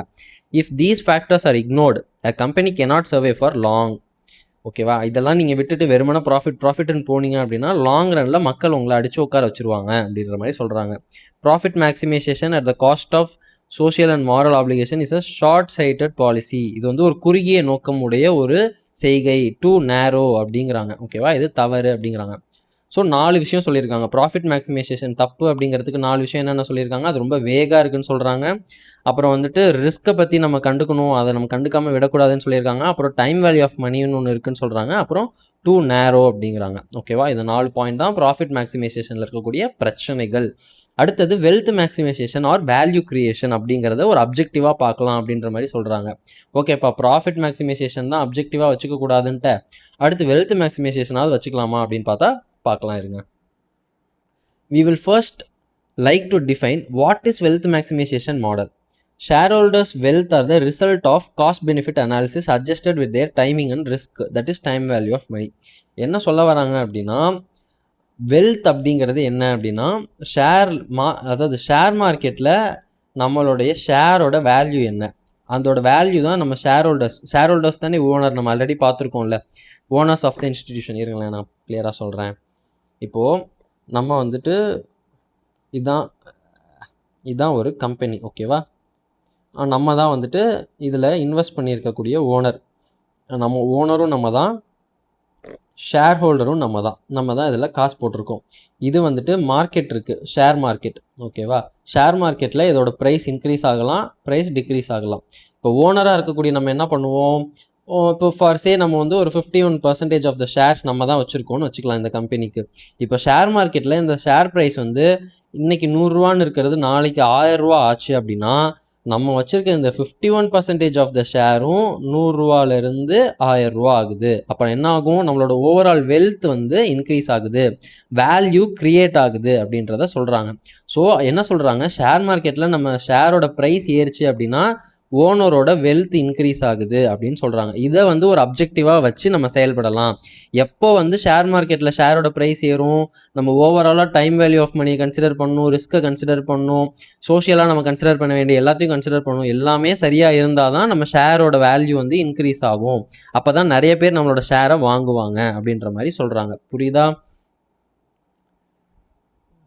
நம்ம ஸ்ட்ராட்டஜிக் மேனேஜ்மெண்ட் படிக்கல, ஃபினான்ஷியல் மேனேஜ்மெண்ட் படிக்கிறோம். ஓகே, இதுதான் value maximisation, wealth maximisation. We will first like to define what is wealth maximization model. Shareholders' wealth are the result of cost benefit analysis adjusted with their timing and risk, that is time value of money. ஓகேவா, இதை தான் சொல்ல வராங்க. So wealth அப்படின்னா என்ன அப்படின்னா present value of benefits minus present value of cost அப்படின்றாங்க. Okay, இப்போது நமக்கு வரப்போகிற பெனிஃபிட்டு அதுக்கான காஸ்ட் இது ரெண்டுத்தையும் ஃபியூச்சராக இருந்துச்சு அப்படின்னா அதை ப்ரெசென்ட் வேல்யூ ஆஃப் கன்வெர்ட் பண்ணிக்கிறோம் அப்படின்றாங்க. ஸோ இந்த கன்வெர்ட் பண்ணதுக்கப்புறம் இருக்க பெனிஃபிட் மைனஸ் காஸ்ட், இப்போ வந்து எனக்கு பெனிஃபிட் 100 இருக்குது, மைனஸ் காஸ்ட் 50 ரூபா இருக்குது அப்படின்னா மிச்சம் இருக்க 50 ரூபா தான் என்னோட வெல்த் அப்படின்ற மாதிரி சொல்கிறாங்க. இது ரெண்டுமே ப்ரெசென்ட் வேல்யூ டேர்ம்ஸில் இருக்கணும். இது 10 வருஷம் கழிச்சு வரப்போகுது, இது இன்றைக்கே செலவு பண்ணோம் அப்படின்னா இதை கன்வெர்ட் பண்ணும். இந்த 10 வருஷம் கழிச்சு 100 ரூபா அப்படின்னா இன்றைக்கி அது எவ்வளோ அப்படின்னு பார்த்து அதுக்கு ஒரு ரேட்டை போட்டு அதையும் இதையும் மைனஸ் பண்ணி வர வேல்யூ தான் வெல்த் அப்படின்றத சொல்கிறாங்க. ஓகேவா? It is important that benefits measured by the finance manager are in terms of cash flow. ஆமாம், நம்ம கேஷ் ஃப்ளோ தான் பார்க்கணும். Finance manager should emphasize on cash flow for investment or financing decisions, not on accounting profit. அக்கௌண்ட்ஸில் நமக்கு என்ன profit வருதுங்கிறத விட cash flow தான் முக்கியம் அப்படிங்கிறாங்க ஃபினான்சிங்க்கு. The shareholder value maximization models hold the primary goal of a firm is to maximize its market value. நான் சொன்னேன்ல market value அப்படின்னா அந்த ஷேரோடைய market value, and implies that business decisions should seek to increase the net present value of the economic profits of the firm. Economic ப்ராஃபிட்ஸுக்கு net present value எடுத்தோம் அப்படின்னா அதை வந்து இன்க்ரீஸ் பண்ணணும் அப்படின்றாங்க. So for measuring and maximising share holders wealth, financial manager should follow என்னென்ன பண்ணணும் அப்படின்னா cash flow approach, not accounting profit பண்ணணும், காஸ்ட் பெனிஃபிட் அனாலிசிஸ் பண்ணணும், application of time value of money பண்ணணும். இது எல்லாத்தையும் கரெக்டாக பண்ணோம் அப்படின்னா தான் நம்ம ஷேர் வேல்யூ இன்க்ரீஸ் ஆகும். ஓகேவா? How do we measure the wealth? ஓகேவா? According to Van Horn, value of a firm is represented by the market price of the company's common stock. நான் சொன்னேன் இல்லையா, the market price of a firm stock represent the focal judgment of all market participants as to what the value of the particular firm is. அந்த share மார்க்கெட்டில் இருக்க எல்லாரும் சேர்ந்து நமக்கு வந்து ஒரு மார்க் கொடுக்குறாங்க. அந்த மார்க் தான் நம்மளோட ஷேர் ப்ரைஸ். உனக்கு இவ்வளோ ஒர்த்துப்பா, நீ இவ்வளோ தூரம் நல்லா பண்ணுற அப்படிங்கிற மாதிரி. ஓகேவா? It takes into account present and prospective future earnings per share, the timing and risk of these earnings, the dividend policy of the firm, and many other factors that bear upon the market price of the stock. ஓகேவா? Profit மேக்ஸிமைசேஷனில் எதெல்லாம் இல்லைன்னு சொன்னோமோ அதெல்லாம் இங்கே இருக்குன்னு வருது பாருங்க. So இது எல்லாத்தையும் கன்சிடர் பண்ணி தான் மார்க்கெட்டில் நமக்கு வேல்யூ கொடுப்பாங்க. ஸோ இது எல்லாமே அது கன்சிடர் ஆகிடுது. வெல்த்தை மேக்ஸிமைஸ் பண்ணாலே இது எல்லாமே கன்சிடர் ஆகிடும் அப்படின்ற மாதிரி சொல்கிறாங்க. The market price serves as a performance index or a report card of the firm's progress. பார்த்தீங்களா, ரிப்போர்ட் கார்டுன்னு சொல்கிறாங்க. It indicates how well management is doing on behalf of stockholders. Share holders தான் owners. அந்த ஓனர்ஸ்க்கு சம்மந்தமாக நம்ம எவ்வளோ தூரம் நல்லா பண்ணுறோம், how well it is going அப்படிங்கிறத சொல்கிற ரிப்போர்ட் கார்டு தான் நம்மளோட மார்க்கெட் ப்ரைஸ் அப்படிங்கிறாங்க. ஸோ மார்க்கெட் ப்ரைஸை இன்க்ரீஸ் பண்ணால் வெல்த் ஆட்டோமேட்டிக்காக இன்க்ரீஸ் ஆகும். ஸோ அதை வந்து அப்ஜெக்டிவாக வச்சுக்கலாம். ஃபினான்ஷியல் மேனேஜ்மெண்ட்டோட அப்ஜெக்டிவ் என்ன அப்படின்னு கேட்டால் வெல்த் மேக்ஸிமைசேஷன் அப்படின்றத சொல்கிறாங்க. Okay, stock holders hire managers to run their firms for them. Stock ஹோல்டர்ஸ்னால் ஷேர் ஹோல்டர்ஸ் தான், ஓனர்ஸ்னு வச்சுக்கலாமே. ஒரு கம்பெனியோட ஓனர் வந்து மேனேஜர்ஸை ஹையர் பண்ணுவாங்க. இவங்க டே டு டே ஆக்டிவிட்டீஸ் பார்க்குறப்ப இந்த மேனேஜர்ஸ் தான் இந்த கம்பெனியை அவங்களுக்காக நடத்துவாங்க. Because stock holders have absolute power to hire and fire managers. ஆமாம், வேலைக்கு வைக்கிறது, வேலையை விட்டு தூக்குறது எல்லாமே ஓனர்ஸ் கையில் தான் இருக்குது. Managers set aside their interest and maximise stock prices. Managers யாருக்காக வேலை பார்க்குறாங்க? ஷேர் ஹோல்டர்ஸ், ஓனர்ஸ்க்காக வேலை பார்க்குறாங்க. ஸோ அவங்களோட பர்சனல் இன்ட்ரெஸ்ட் எல்லாம் ஓரமாக வச்சுட்டு ஸ்டாக் ப்ரைஸை மேக்ஸிமைஸ் பண்ணுறது தான் அவங்க வேலையாக இருக்கணும். Because markets are efficient. ஓகேவா? Stock holders wealth is maximised. Okay. Because lenders are fully protected from share holders actions. firm value is maximized because there are no cost created for society. Societal wealth is maximized. So இதை வந்துட்டு நம்ம ஒரு அப்ஜெக்டிவாக வச்சோம், financial மேனேஜ்மெண்ட்டோட objective வந்துட்டு wealth maximisation தான் அப்படின்னு வச்சோம் அப்படின்னா ஓவராலாக அந்த சொசைட்டியோட வெல்த்தே மேக்ஸிமைஸ் ஆகும் அப்படிங்கிறாங்க.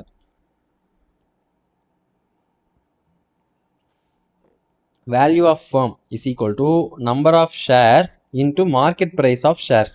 ஓகேவா? எத்தனை ஷேர் இருக்குது, ஒரு ஷேரோட வேல்யூ எவ்வளோ அப்படிங்கிறத சொல்கிறாங்க. இதையும் நம்ம அந்த டேர்ம்ஸில் பார்ப்போமா? இப்போது நான் என்ன சொன்னேன், என்கிட்ட 51% ஷேர்ஸ் இருக்குன்னு சொன்னேன்னா அந்த கம்பெனியில் மொத்தமே 100 ஷேர் தான் வச்சுக்கலாமே. அந்த கம்பெனியில் மொத்தமே 100 ஷேர் தான், என்கிட்ட 51 ஷேர் இருக்குது. இப்போ வந்துட்டு என்னோட அப்ஜெக்டிவ் என்ன, என்னோட வெல்த்தை மேக்ஸிமைஸ் பண்ணணும். ஸோ இப்போ 100 ஷேர், ஒரு ஷேர் வந்துட்டு இன்றைக்கி 10 ரூபா அப்படின்னு வச்சுக்கலாமே. அப்போ 1000 ரூபா. மொத்தமாக என்னோட கம்பெனியோட வெல்த் எவ்வளோ? 1000 ரூபா.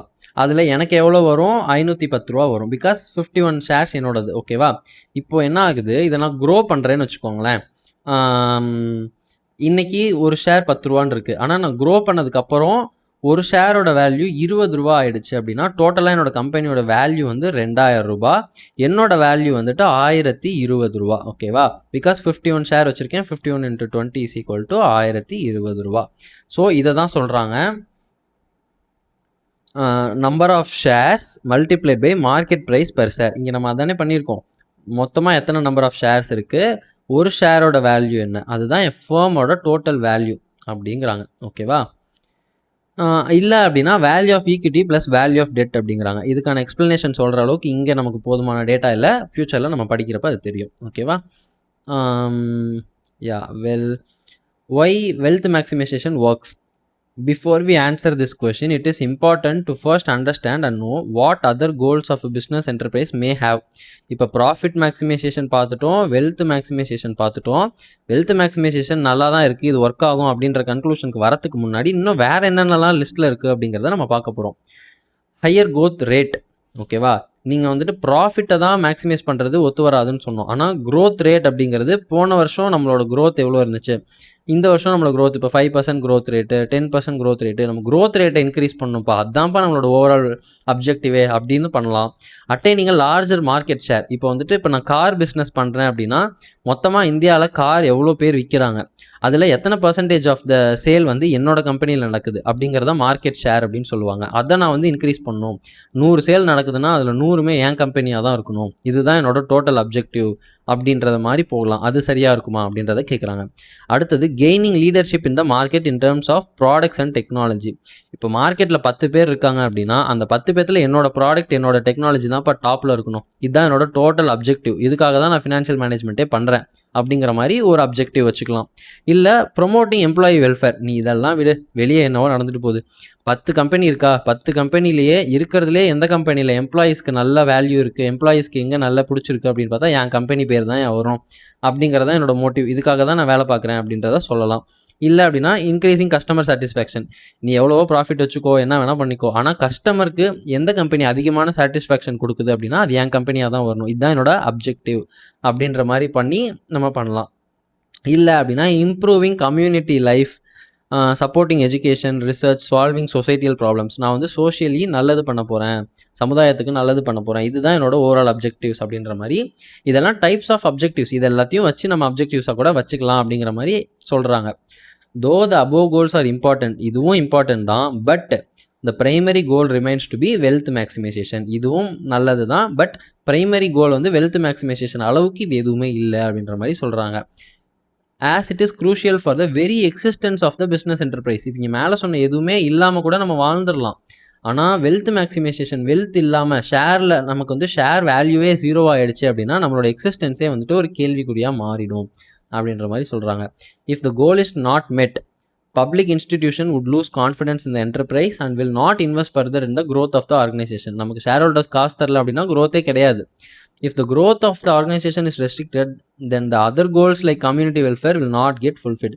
நம்ம சமுதாயத்துக்கு நல்லது பண்ணோன்னே ஆரம்பிச்சிருந்தாலும் நம்ம அதில் உயிரோடு இருந்தால் தானே ஃபஸ்ட்டு நல்லது பண்ண முடியும். நீ உயிரோடு இருக்கிறதுக்கே உனக்கு வந்து காசு தரணும், growth இருக்கணும் அப்படிங்கிறப்ப உனக்கு ஃபஸ்ட்டு வெல்த் மேக்ஸிமைசேஷன் தான் முக்கியம், அப்புறமா நீ சமுதாயத்துக்கு நல்லது பண்ணு காசு வந்ததுக்கப்புறம் அப்படிங்கிறாங்க. ஓகேவா? Conflicts in profit versus value maximisation principle. நம்ம ஃபஸ்ட்டு பார்த்த ப்ராஃபிட் மேக்ஸிமைசேஷனுக்கும் அப்புறமா பார்த்த வேல்யூ மேக்ஸிமைசேஷனுக்கும் நடுவில் என்னென்ன கான்ஃப்ளிக்ஸ் இருக்குது அப்படிங்கிறத பற்றி இப்போ பார்க்க போகிறோம். ஓகேவா? Conflicts in any company the management is the decision taking authority. ஆமாம். As a normal tendency, the management may pursue its own personal goals, profit maximization, but in an organization where there is a significant outside participation, shareholding, lenders, etc., the management may not be able to exclusively pursue its personal goal due to the constant supervision of the various stakeholders of the company, employee, creditor, customer, government etcetera. என்ன சொல்கிறாங்க அப்படின்னா, as a manager நான் வந்து ஒரு கம்பெனியோட சிஇஓவாக இருக்கேன். ஓகேவா? நான் தான் ஒரு கம்பெனியோட சிஇஓ. ஓகேவா? இப்போது நான் என்ன பண்ணுவேன், எனக்கு என்ன முக்கியம், ப்ராஃபிட் நிறையா வரணும், அவ்வளோதான். நான் வரத்துக்கு முன்னாடி 10% ப்ராஃபிட் ஏர்ன் பண்ணிட்டு இருந்த கம்பெனி நான் வந்ததுக்கப்புறம் இப்போ 20% ப்ராஃபிட் ஏர்ன் பண்ணுது அப்படின்ற மாதிரி நான் சொல்லிட்டேன் அப்படின்னா அதுவே எனக்கு பெருமை தானே. ஸோ என்னோட பர்சனல் மோட்டிவ் என்னவாக இருக்கும், ப்ராஃபிட்டாக தான் இருக்கும். பட் வெளியில் ஷேர் ஹோல்டர்ஸ் நிறைய பேர் இருப்பாங்க, லெண்டர்ஸ் இருப்பாங்க, கிரெடிட்டார்ஸ் இருப்பாங்க, அந்த மாதிரி ஸ்டேக் ஹோல்டர்ஸ் நிறைய பேர் இருப்பாங்க. பட் அவங்களுக்கு இந்த ப்ராஃபிட் ரெலவெண்ட்டா அப்படின்னு கேட்டால் ப்ராஃபிட்டும் relevant, but not at the cost of other things. அந்த ரிஸ்க் அதிகமாக போயிடக்கூடாது, time value of money consider பண்ணுவோம், அந்த ப்ராப்ளம்ஸ்லாம் பார்த்தோம்ல அதையும் அவங்க கன்சிடர் பண்ணுவாங்க. ஸோ இது எல்லாத்தையும் கன்சிடர் பண்ணுறப்ப இவங்களுக்கு எது ஃபேவரபுளாக இருக்கும், வெல்த் மேக்ஸிமைசேஷன் தான் ஃபேவரபுளாக இருக்கும். ஸோ நான் வந்துட்டு எனக்கு ப்ராஃபிட் தான் பிடிச்சிருக்குன்ட்டு இங்கே போகிறத விட வெல்த் மேக்ஸிமைசேஷனையும் கன்சிடர் பண்ணணும் அப்படின்ற மாதிரி சொல்கிறாங்க. இது ரெண்டும் கான்ஃப்ளிக்டாக இருக்குல்ல, அதுதான் கான்ஃப்ளிக்ஸில் சொல்கிறாங்க. இன் எனி கம்பெனி, அது படிச்சாச்சா?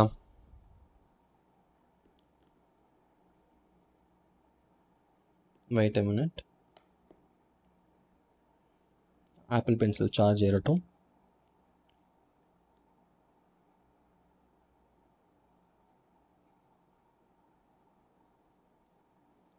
In any company, the management is the decision-taking authority. As a normal tendency, the management may pursue its own personal goals, but in an organization where there is a significant outside participation, the management may not be able to exclusively pursue its personal goal due to the constant supervision of the various stakeholders of the company, employees, creditors, customers, government, etc. Every entity associated with the company will evaluate the performance of the management from the fulfillment of its own objective. எந்த என்டிட்டியாக இருந்தாலும் அது கம்பெனியோட associate ஆகியிருக்கு அப்படின்னா அது வந்துட்டு அந்த கம்பெனியை எப்படி எவாலுவேட் பண்ணுவாங்க அப்படின்னா performance of the management from the fulfilment of its own objective. இப்போ நான் ஒரு ஷேர் ஹோல்டராக இருக்கேன் அப்படின்னா அந்த மேனேஜ்மெண்ட்டை நான் எப்படி எவாலுவேட் பண்ணுவேன், எனக்கு வெல்த் மேக்ஸிமைஸ் ஆயிருக்கா அப்படின்றத பார்ப்பேன். இதே நான் ஒரு லெண்டராக இருக்கேன் அப்படின்னா அந்த மேனேஜ்மெண்ட்டை எப்படி நான் எவாலுவேட் பண்ணுவேன், எனக்கு இன்ட்ரெஸ்ட் கரெக்டாக வந்துடுதா அப்படின்றத பார்ப்பேன். அந்த மாதிரி ஒவ்வொருத்தங்களும் அவங்களுக்கு என்ன தேவை அப்படிங்கிறத வச்சு தான் அந்த மேனேஜ்மெண்ட்டை எவாலுவேட் பண்ணுவாங்க. ஸோ ப்ராஃபிட் மேக்ஸிமைசேஷன் மட்டும் அவங்களால பண்ண முடியாது அப்படின்ற மாதிரி சொல்கிறாங்க. The survival of the management will be threatened if the objective of any of the entities remain unfulfilled. இப்போ எனக்கு வெல்த் மேக்ஸிமைஸ் ஆகலை அப்படின்னா அந்த மேனேஜ்மெண்ட்டையே தூக்கிறதுக்கு எனக்கு பவர் இருக்குது. ஸோ அவங்களோட எக்ஸிஸ்டன்ஸே அவங்களோட சர்வைவலே வந்து த்ரெட்டன்ட் ஆகிடும் அப்படின்றாங்க. ஸோ அவங்க பர்சனல் இன்ட்ரெஸ்ட்லாம் அங்கே பண்ண முடியாது. ஸோ ஸ்டேக் ஹோல்டர்ஸோட இன்ட்ரெஸ்ட்டை தான் அவங்க பண்ணி ஆகணும் அப்படின்ற மாதிரி சொல்கிறாங்க. The wealth maximization objective is generally in accord with the interest of the various groups such as owners, employees, creditors and society. ஓகேவா? இவங்க எல்லாம் நினச்சாதான் அவங்களால மேனேஜ்மெண்ட்டாகவே இருக்க முடியும். And thus it may be consistent with the management objective of survival. மேனேஜ்மெண்ட்டோட objective என்ன, survival ஆகணும். இதெல்லாம் இந்த ஓனர்ஸ், எம்ப்ளாயீஸ், கிரெடிட்டர்ஸ் அண்ட் சொசைட்டியோட அதாவது அப்ஜெக்டிவோட மேட்ச் ஆகலாம் அப்படின்ற மாதிரி சொல்கிறாங்க. அந்த மாதிரி மேட்ச் ஆச்சு அப்படின்னா தான் அந்த மேனேஜ்மெண்ட் சர்வைவலே ஆக முடியும். ஸோ இவங்களோடதும் அவங்களோடதும் ஒன்றா தான் இருக்கணும் அப்படின்ற மாதிரி சொல்கிறாங்க. Owing to limitation, timing, social consideration, etc. in profit maximization in today's real world situation, which is uncertain and multi-period in nature, wealth maximization is a better objective. Where the time period is short and degree of uncertainty is not great, wealth maximization and profit maximization amount to essentially the same. எந்த இடத்துல வந்துட்டு time period ஷார்ட்டாக இருக்குது, degree of uncertainty பெருசாக இல்லை அப்படின்ற இடத்துல wealth maximisation and profit maximisation கிட்டத்தட்ட ஒன்று தான் அப்படின்ற மாதிரி சொல்கிறாங்க. பட் இன்றைக்கி இருக்க சுச்சுவேஷனில் வெல்த் மேக்ஸிமைசேஷன் தான் பெட்டர் அப்படின்ற மாதிரி சொல்கிறாங்க. ஓகேவா? அடுத்து என்ன சொல்றாங்க அப்படின்னா, இந்த டேபிள்ல என்ன சொல்ல வராங்க, advantages and disadvantages of both profit maximisation and wealth maximisation இருக்கு அப்படின்ற மாதிரி சொல்றாங்க. ப்ராஃபிட் மேக்ஸிமைசேஷனை கோலாக வச்சுருந்தோம் அப்படின்னா நம்ம அப்ஜெக்டிவ் என்ன, லார்ஜ் அமௌண்ட் ஆஃப் ப்ராஃபிட்ஸ் வரணும். அதோட அட்வான்டேஜஸ் என்ன, ஈஸியாக கேல்குலேட் பண்ணிக்கலாம். Easy to determine the link between financial decision and the profit. Okay, இன்றைக்கி நான் இதை பண்ணேன், ஸோ இவ்வளோ ப்ராஃபிட் வந்துச்சு, நாளைக்கு இதை பண்ண மாட்டேன், இவ்வளோ ப்ராஃபிட் வராது அப்படின்றது ஈஸியாக டிட்டர்மைன் பண்ணிக்கலான்றாங்க. ஆனால் டிஸ்அட்வான்டேஜஸ் நம்ம ஆல்ரெடி பார்த்த மாதிரி ஷார்ட் டேர்ம் கெயின்ஸ்க்கு தான் நம்ம இம்பார்ட்டன்ஸ் கொடுப்போம், ரிஸ்க்கை வந்துட்டு இக்னோர் பண்ணிடுவோம், டைமிங் ஆஃப் ரிட்டர்னை இக்னோர் பண்ணிடுவோம், இமீடியட் ரிசோர்ஸ் தேவைப்படும். அடுத்தது ஷேர் ஹோல்டர்ஸோட வெல்த்தை மேக்ஸிமைஸ் பண்ணுறது தான் நம்மளோட கோல். அப்படின்னா என்ன ஆகும், higher market value of shares. ஓகேவா, அதுதான் நம்மளோட கோலாக இருக்கும். இது என்ன பண்ணுது, இங்கே பிரச்சனையாக இருக்க எல்லாமே இங்கே வந்து அட்வான்டேஜஸில் இருக்குது பாருங்கள். லாங் டேர்ம் கெயின்ஸை தான் நம்ம பார்ப்போம், ரிஸ்க்கை ரெகக்னைஸ் பண்ணிக்கிறோம், டைம் வேல்யூ ஆஃப் ரிட்டர்னை ரெகக்னைஸ் பண்ணிக்கிறோம், ஷேர் ஹோல்டர்ஸோட ரிட்டர்னை பார்க்குறோம். இந்த இடத்துல டிஸ்அட்வான்டேஜஸ் என்ன அப்படின்னு பார்த்தோம்னா, கிளியர் ரிலேஷன்ஷிப்பே இருக்காது. இந்த இடத்துல இருந்ததெல்லாம் கொஞ்சம் இங்கே ரிப்பீட் ஆகிற மாதிரி இருக்கும் பாருங்கள். நம்ம இந்த விஷயம் செஞ்சோம், அதனால இது இப்படி வந்துச்சு அப்படிங்கிற மாதிரி கிளியராக நம்மளால் சொல்ல முடியாது. ஏன்னா ஷேர் ப்ரைஸ் வந்துட்டு உலகத்தில் நடக்கிற எந்த விஷயத்தை வேணால் அஃபெக்ட் பண்ணி ஷேர் ப்ரைஸ் மாறலாம். ரஷ்யாவும் உக்ரைனும் வாரில் இருந்தப்போ சம்மந்தமே இல்லாமல் நம்ம நாட்டில் நிறைய ஷேரோட ப்ரைஸ்லாம் கம்மியாச்சு. ஸோ நம்ம செஞ்சதுக்காக தான் இது வந்துச்சு அப்படிங்கிற மாதிரி சொல்ல முடியாது. Can lead to management anxiety and frustration. So எது வேணால் அதை அஃபெக்ட் பண்ணலாம் அப்படிங்கிறப்ப மேனேஜ்மெண்ட் வந்துட்டு அதை பார்த்துட்டு வருத்தம் அடைகிறதுக்கு வாய்ப்பு இருக்குது அப்படிங்கிறாங்க. Example, profit maximisation can be achieved in the short term at the expense of the long term goal. என்ன சொல்கிறாங்க அப்படின்னா, ப்ராஃபிட் மேக்ஸிமைசேஷன் தான் வேணும் அப்படின்னா இருக்க அசெட் எல்லாத்தையும் வித்துரு, அதுலேருந்து வர காசு எல்லாமே எனக்கு ப்ராஃபிட் தான் அப்படின்னு கூட நம்ம ப்ராஃபிட் காட்டலாம். ஆனால் லாங் டேர்ம் கோலில் வந்துட்டு அது கை வச்சிரும், லாங் டேர்மில் நம்ம வந்து சஃபர் ஆகும் அப்படின்ற மாதிரி சொல்கிறாங்க. That is wealth maximisation. For example, a costly investment May experience losses in the short term but yield substantial profit in the long term. இப்போ ஃபார் எக்ஸாம்பிள் ஸ்விக்கி, ஜொமேட்டோ இது எல்லாமே பார்த்தோம் அப்படின்னா இப்போதைக்கு எல்லாமே பயங்கர லாஸு, ஆனாலும் அதோட ஷேர் வேல்யூ இன்க்ரீஸ் ஆகிட்டே போகிறதுக்கு ரீசன் என்ன அப்படின்னா லாங் ரனில் இது வந்துட்டு ஒரு நல்ல இன்வெஸ்ட்மெண்ட்டாக இருக்கும் அப்படின்னு எல்லாரும் நம்புகிறாங்க. Also a firm that wants to show a short term profit may for example postpone major repairs or replacement, although such postponement is likely to hurt it in the long term profitability. Already எனக்கு கம்மியாக தான் profit வந்துட்டு இருக்கு, இப்போ நான் வந்துட்டு ஒரு major மிஷினை மாற்றணும் இல்லை அதை ரிப்பேர் பண்ணணும் அப்படின்னா இன்னும் ப்ராஃபிட் கம்மியாயிடும், ப்ராஃபிட் தான் என்னோட மெயின் மோட்டிவ் அப்படிங்கிறதுனால தள்ளி போட்டுருவேன். அதனால் என்ன ஆகும், ரொம்ப நாள் கழிச்சு திடீர்னு ஒரு நாள் அந்த மிஷின் சுத்தமாகவே ஓடாமல் போயிடும், புதுசாக ஒரு மிஷின் வாங்குற மாதிரி இருக்கும், லாங் டேர்மில் என்னோட ப்ராஃபிட் ரொம்ப அடி வாங்கிடும். புரியுதா? Following illustration can be taken to understand why wealth maximization is a preferred objective than profit maximization அப்படின்றாங்க. illustration 1 சொல்ல வராங்க இவங்க. Profit maximization does not consider risk of uncertainty, whereas wealth maximization consider both risk and uncertainty. Suppose there are two products X and Y and their projected earnings over the next 5 years are shown below. Okay, இப்போ வந்து product X இருக்குது, product Y இருக்குது. இது வந்து 10,000 of 5 years earn பண்ணும், இது 11,000 of 5 years earn பண்ணும். Total வந்து 50,000 55,000. Okay, profit maximisation approach would favour product Y over product X. ஆமாம், எப்போ ப்ராஃபிட் தான் நமக்கு முக்கியம் அப்படின்னா இதில் 5,000 ரூபா எக்ஸ்ட்ரா கிடைக்குது, ஸோ ப்ராடக்ட் ஒய் தான் இப்போ எனக்கு பிடிச்சிருக்கு அப்படின்னு சொல்லி டீலை முடிச்சிருவோம். However, if product Y is more riskier than product X, product எக்ஸை விட ப்ராடக்ட் ஒய் வந்துட்டு ரொம்ப ரிஸ்க்குன்னு வச்சுக்கோங்க, then the decision is not as straight forward as the figure seem to indicate. So அப்போ நம்ம ரிஸ்கையும் கன்சிடர் பண்ண ஆரம்பித்தோம் அப்படின்னா அவ்வளோ ஸ்ட்ரைட் ஃபார்வர்டாக டிசிஷன் எடுத்துட முடியாது அப்படின்னு சொல்கிறாங்க. It is important to realise that trade off exist between risk and return. ஆமாம், stock holders expect greater returns from investments of higher risk and vice versa. Risk அதிகமாக இருந்தால் அதில் ஹை ரிஸ்க் எதிர்பார்ப்பாங்க, risk கம்மியாக இருந்தால் அவ்வளோக்கா எதிர்பார்க்க மாட்டாங்க அப்படின்னு சொல்கிறாங்க. To choose product Y, stock holders would demand a sufficiently large return to compensate for the comparatively greater level of risk அப்படின்ற மாதிரி சொல்கிறாங்க. ஓகேவா, எவ்வளோ ரிஸ்க் எடுக்கிறோமோ அவ்வளோக்கு அவ்வளோ ஹையர் ரிட்டர்ன்ஸ் எதிர்பார்ப்பாங்க அப்படின்ற மாதிரி சொல்கிறாங்க.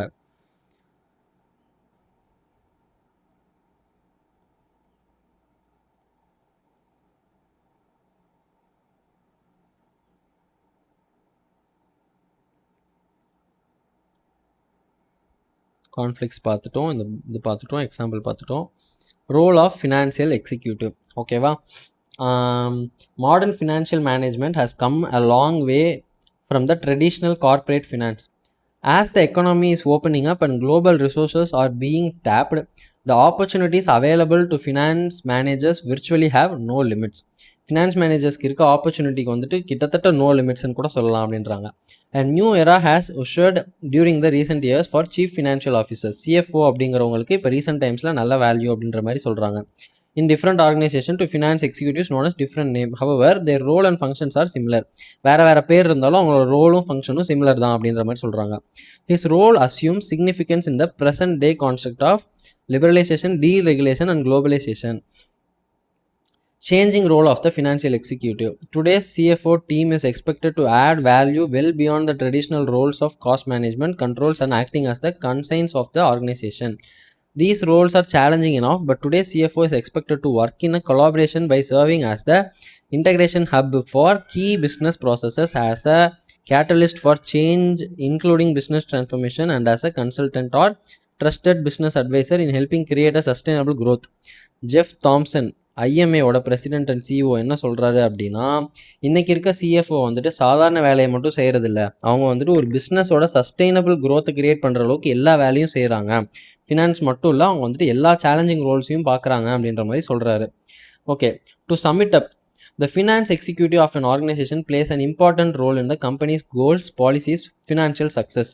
His responsibilities include, ஒரு ஃபினான்ஷியல் எக்ஸிக்யூட்டிவ்க்கு சிஎஃப்ஓ அப்படின்னு வச்சுக்கலாம், இல்லை எந்த பேராக இருந்தாலும் அவரோட ரெஸ்பான்சிபிலிட்டிஸ் என்ன அப்படின்னா, ஃபினான்ஷியல் அனாலிசிஸ் அண்ட் பிளானிங், அதாவது determining the proper amounts of fund to employ in the firm, that is designing the size of the firm and its rate of growth. இது நம்ம ஆல்ரெடி எங்கேயோ பார்த்துருக்கோம் கரெக்டாக.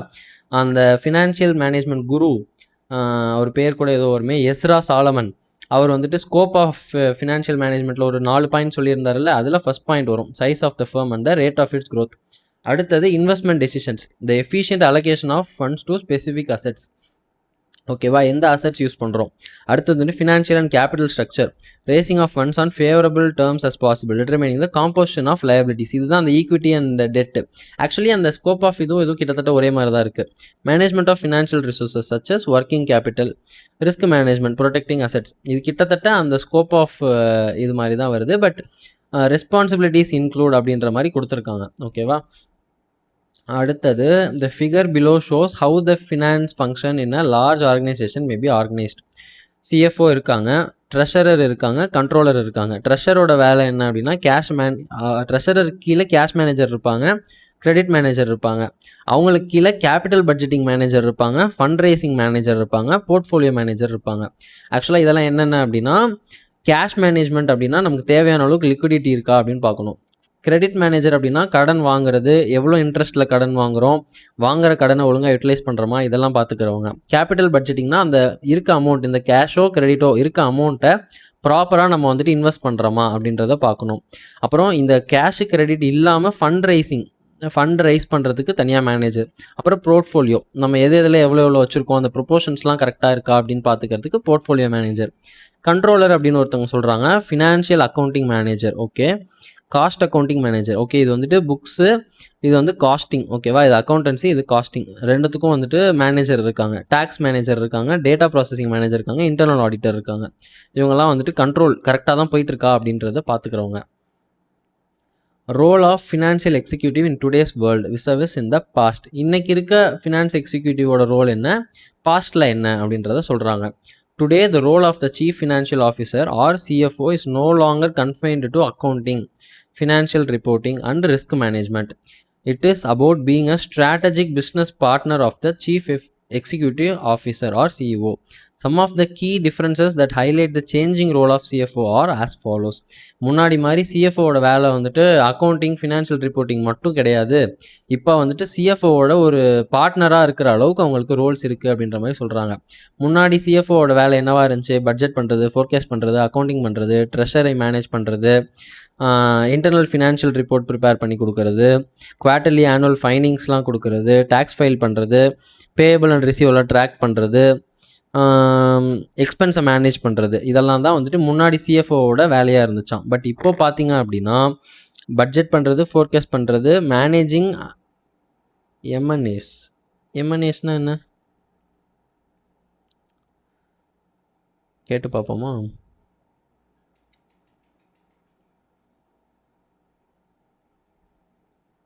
நெட் இல்லை, சரி ஓகே அப்புறமா பார்த்துக்கலாம். Managing எம்என்ஏஸ்,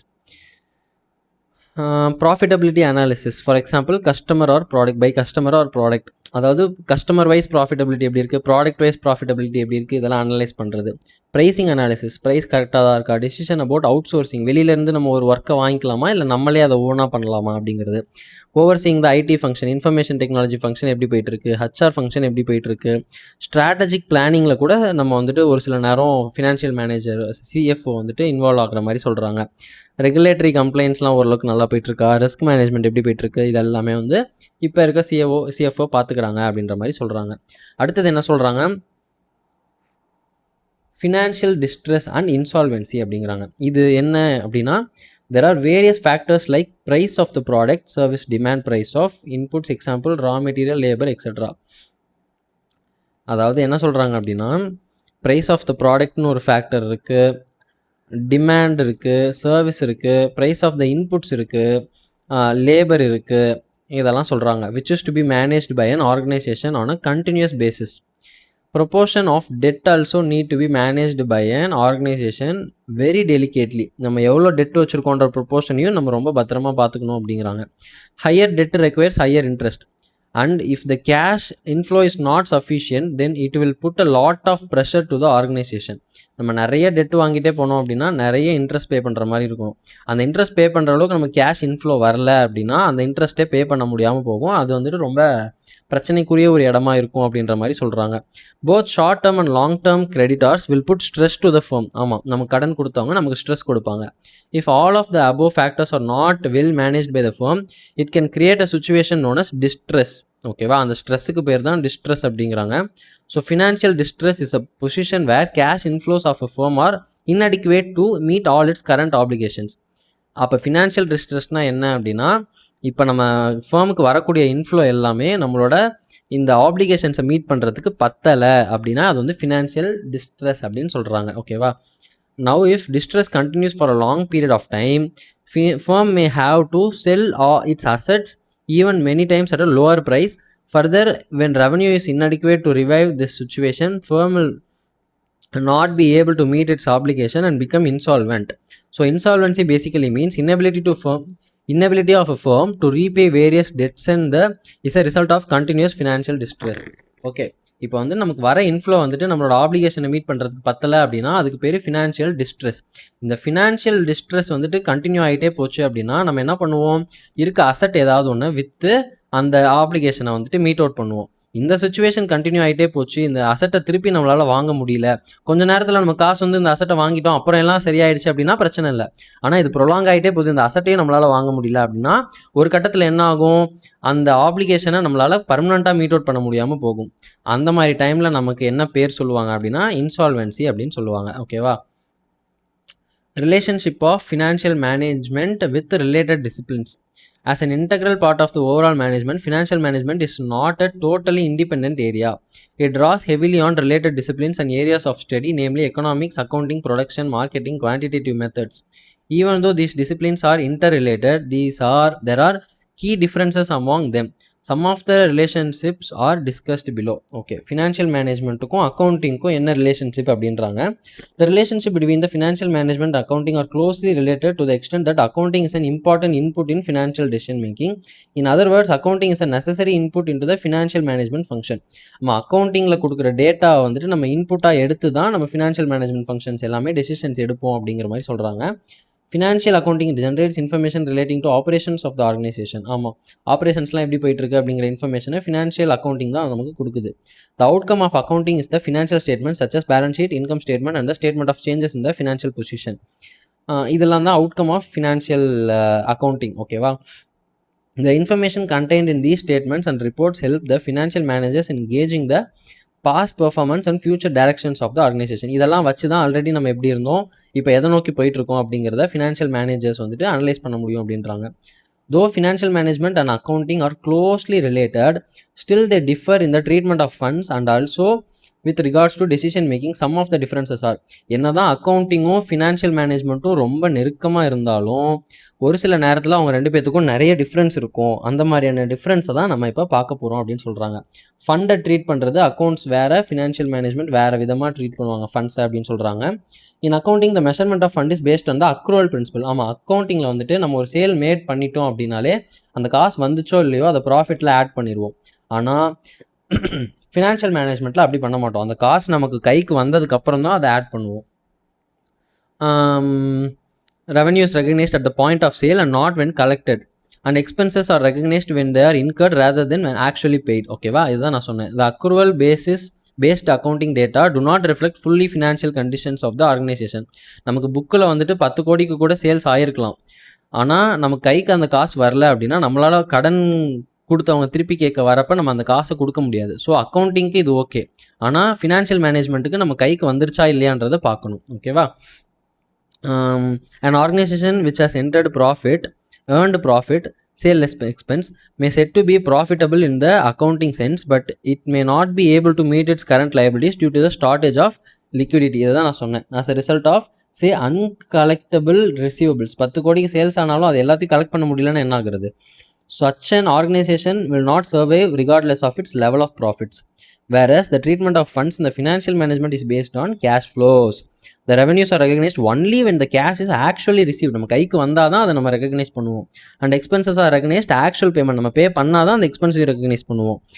this is so because the financial management is concerned with maintaining solvency of the organization by providing the cash flows necessary to satisfy its obligation and acquiring and financing the assets needed to achieve the goals of the organization. Thus, cash flow based return help financial managers to avoid insolvency and achieve desired financial goals. இப்போ தானே பார்த்தோம் financial டிஸ்ட்ரெஸ்னா என்ன, இன்சால்வென்சினா என்ன அப்படின்றதெல்லாம் பார்த்தோம்ல. So அதுக்கு இந்த cash flow approach தான் குட் அப்படின்ற மாதிரி சொல்கிறாங்க. டெசிஷன் மேக்கிங், அக்கௌண்ட்ஸுக்கும் ஃபினான்ஷியல் மேனேஜ்மெண்ட்டுக்கும் டெசிஷன் மேக்கிங்கில் எந்த மாதிரியான டிஃப்ரென்ஸ் இருக்கும் அப்படிங்கிறத பார்க்க போகிறோம்.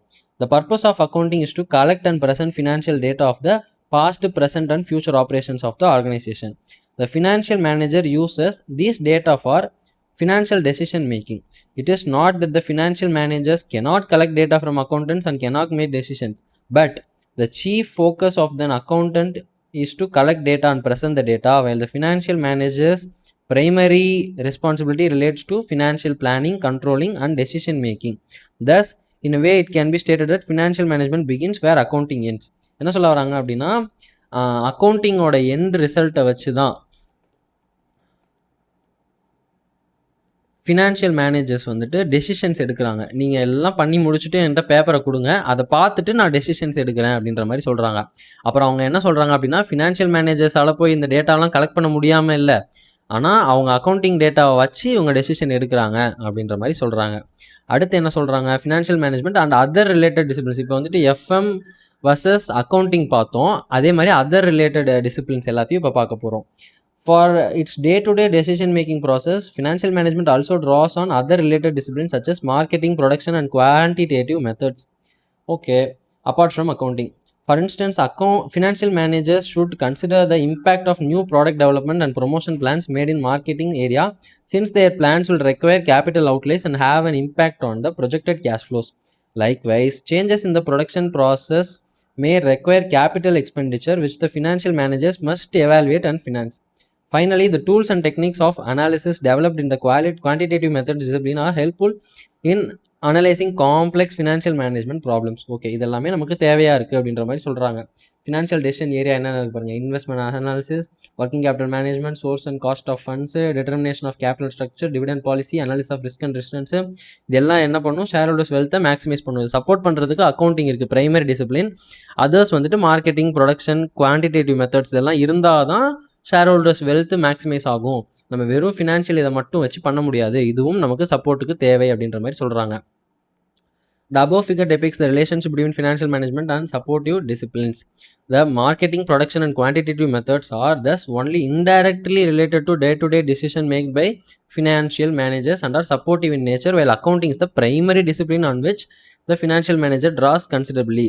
Okay. Even economics can also be considered as one of the major disciplines which help the financial manager to gain knowledge of what goes on in the world outside the business. ஆமாம், economics கூட நமக்கு ரொம்ப முக்கியம் அப்படின்ற மாதிரி சொல்கிறாங்க financial மேனேஜருக்கு. அடுத்து வந்துட்டு agency problem and agency cost அப்படின்ற மாதிரி சொல்கிறாங்க. ஓனர், ஷேர் ஹோல்டர் இருக்காங்க, ஏஜென்ட் அண்ட் மேனேஜர் இருக்காங்க. ஓகேவா? இந்த ஓனர் வந்து டெய்லி வந்து பிஸ்னஸை பார்த்துக்க முடியாது, அதுக்காக இந்த மேனேஜர் அப்பாயின்ட் பண்ணுறாங்க. ஆனால் இந்த மேனேஜர் தான் பிஸ்னஸை ரன் பண்ணுறதுனால அவன் இஷ்டத்துக்கு ரன் பண்ணிட்டா என்ன பண்ணுறது, நம்ம இஷ்டத்துக்கு பண்ணாமல் அப்படின்றது தான் கான்ஃப்ளிக்ட் ஆஃப் இன்ட்ரெஸ்ட். அதுதான் agency problem and agency cost. ஓகேவா? Though in a sole proprietorship firm, partnership, etc., owners participate in management, but in corporates owners are not active in management. இந்த மாதிரி சோல் ப்ரொப்ரைட்டர்ஷிப்பு, பார்ட்னர்ஷிப்லலாம் வந்துட்டு ஓனர்ஸ் ரொம்ப பார்ட்டிசிபேட்டிவாக இருப்பாங்க, but கார்பரேட்ஸில் owners cannot participate அப்படின்ற மாதிரி சொல்கிறாங்க. So there is a separation between owners and managers. அவங்க ரெண்டு பேர் வேறு வேறையாக இருக்காங்க. In theory managers should act in the best interest of the share holders. However in reality managers may try to maximise their individual goal like salary, perks, etc. So there is a principal agent relationship between managers and owners, which is known as agency problem. இப்போ என்ன பிரச்சனை ஆகுது அப்படின்னா, share holders அதாவது owners தான் வந்துட்டு இந்த மேனேஜ்மெண்ட்டையே appoint பண்ணுறாங்க. ஆனால் மேனேஜ்மெண்ட் வந்து அவங்களுக்காக வேலை செய்யாமல் இவங்க சொந்த இன்ட்ரெஸ்ட்டுக்காக இந்த சேலரி இன்க்ரீஸ் பண்ணுறது, பர்க்ஸ் இன்க்ரீஸ் பண்ணுறது, இதுக்காக வேலை செய்ய ஆரம்பிச்சிடுறாங்க. இந்த இடத்துல ஓனர்ஸுக்கும் இந்த மேனேஜர்ஸ்க்கும் இருக்கிறது வந்து இவங்க பிரின்சிபல், இவங்க வந்து அவங்களோட agent. On behalf of principal தான் ஏஜென்ட் வந்து ஆக்ட் பண்ணும். அதாவது ஆன் பிஹாஃப் ஆஃப் ஓனர் தான் மேனேஜ்மெண்ட் வந்து ஆக்ட் பண்ணும். ஆனால் அப்படி பண்ணுறதுக்கு பதிலாக மேனேஜ்மெண்ட் நமக்கு தான் எல்லா கண்ட்ரோலும் இருக்கே, ஸோ நமக்கு பிடிச்ச மாதிரி பண்ணிக்கலாம் அப்படின்ற மாதிரி பண்ண ஆரம்பிச்சிடுறது தான் ஏஜென்சி ப்ராப்ளம் அப்படின்னு சொல்கிறாங்க. In a nutshell, agency problem is the chances that managers may place personal goals ahead of their goals of the owners.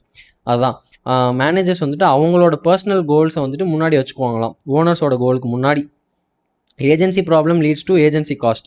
So இந்த ஏஜென்சி காஸ்ட்னா என்ன அப்படின்னா, additional cost borne by the share holders to monitor the manager and control the behaviour so as to maximise share holder wealth. So இந்த பிரச்சனை நடக்காமல் இருக்கணும் அப்படின்னா owners அதாவது ஷேர் ஹோல்டர்ஸ் என்ன பண்ணணும் அப்படின்னா, எக்ஸ்ட்ரா கொஞ்சம் காஸ்ட்டெல்லாம் இன்கர் பண்ணி மேனேஜர்ஸை மானிட்டர் பண்ணும். ஓகே, நம்ம சொல்கிற மாதிரி தான் நடக்கிறானா, எல்லாம் கரெக்டாக தான் போயிட்டு இருக்கா அப்படின்னு கொஞ்சம் காசு கொடுத்து தான் இதை மானிட்டர் பண்ண முடியும். அந்த எக்ஸ்ட்ரா காசு கொடுக்குறாங்கல்ல, இவன் சரியாக தான் வேலை பார்க்குறானான்னு பார்க்குறதுக்கு, அந்த காஸ்ட்டுக்கு பேர் தான் ஏஜென்சி காஸ்ட் அப்படின்னு சொல்கிறாங்க. இதுக்கு இந்த ஏஜென்சி காஸ்ட் வந்து 4 வகைப்படும் அப்படின்றாங்க. ஒன்று monitoring, bonding, opportunity and structuring அப்படின்றாங்க. Addressing the agency problem. The agency problem arises if managers' interests are not aligned with the interest of the debt lender and the equity investor. Okay, இது நம்ம பார்த்துட்டோம். The agency problem of debt lender would be addressed by imposing negative covenant. That is, the managers cannot borrow beyond a point. Okay, ஒரு அளவுக்கு மேலே managers வந்து borrow பண்ண முடியாது அப்படிங்கிற மாதிரி ஒரு இது வச்சாங்க அப்படின்னா லெண்டர்ஸ்க்கு வந்து அது சேஃப்டியாக இருக்கும். ஏன் லெண்டருக்கு என்ன பிரச்சனை, அவனுக்கு இன்ட்ரெஸ்ட் கொடுத்தா போதாதா அப்படின்னு கேட்டால், அவன் அதிகமாக பாரோ பண்ண அவனுக்கு வர காஸ்ட் எல்லாம் இன்ட்ரெஸ்ட்டுக்கே போகிற மாதிரி ஆகிடும்.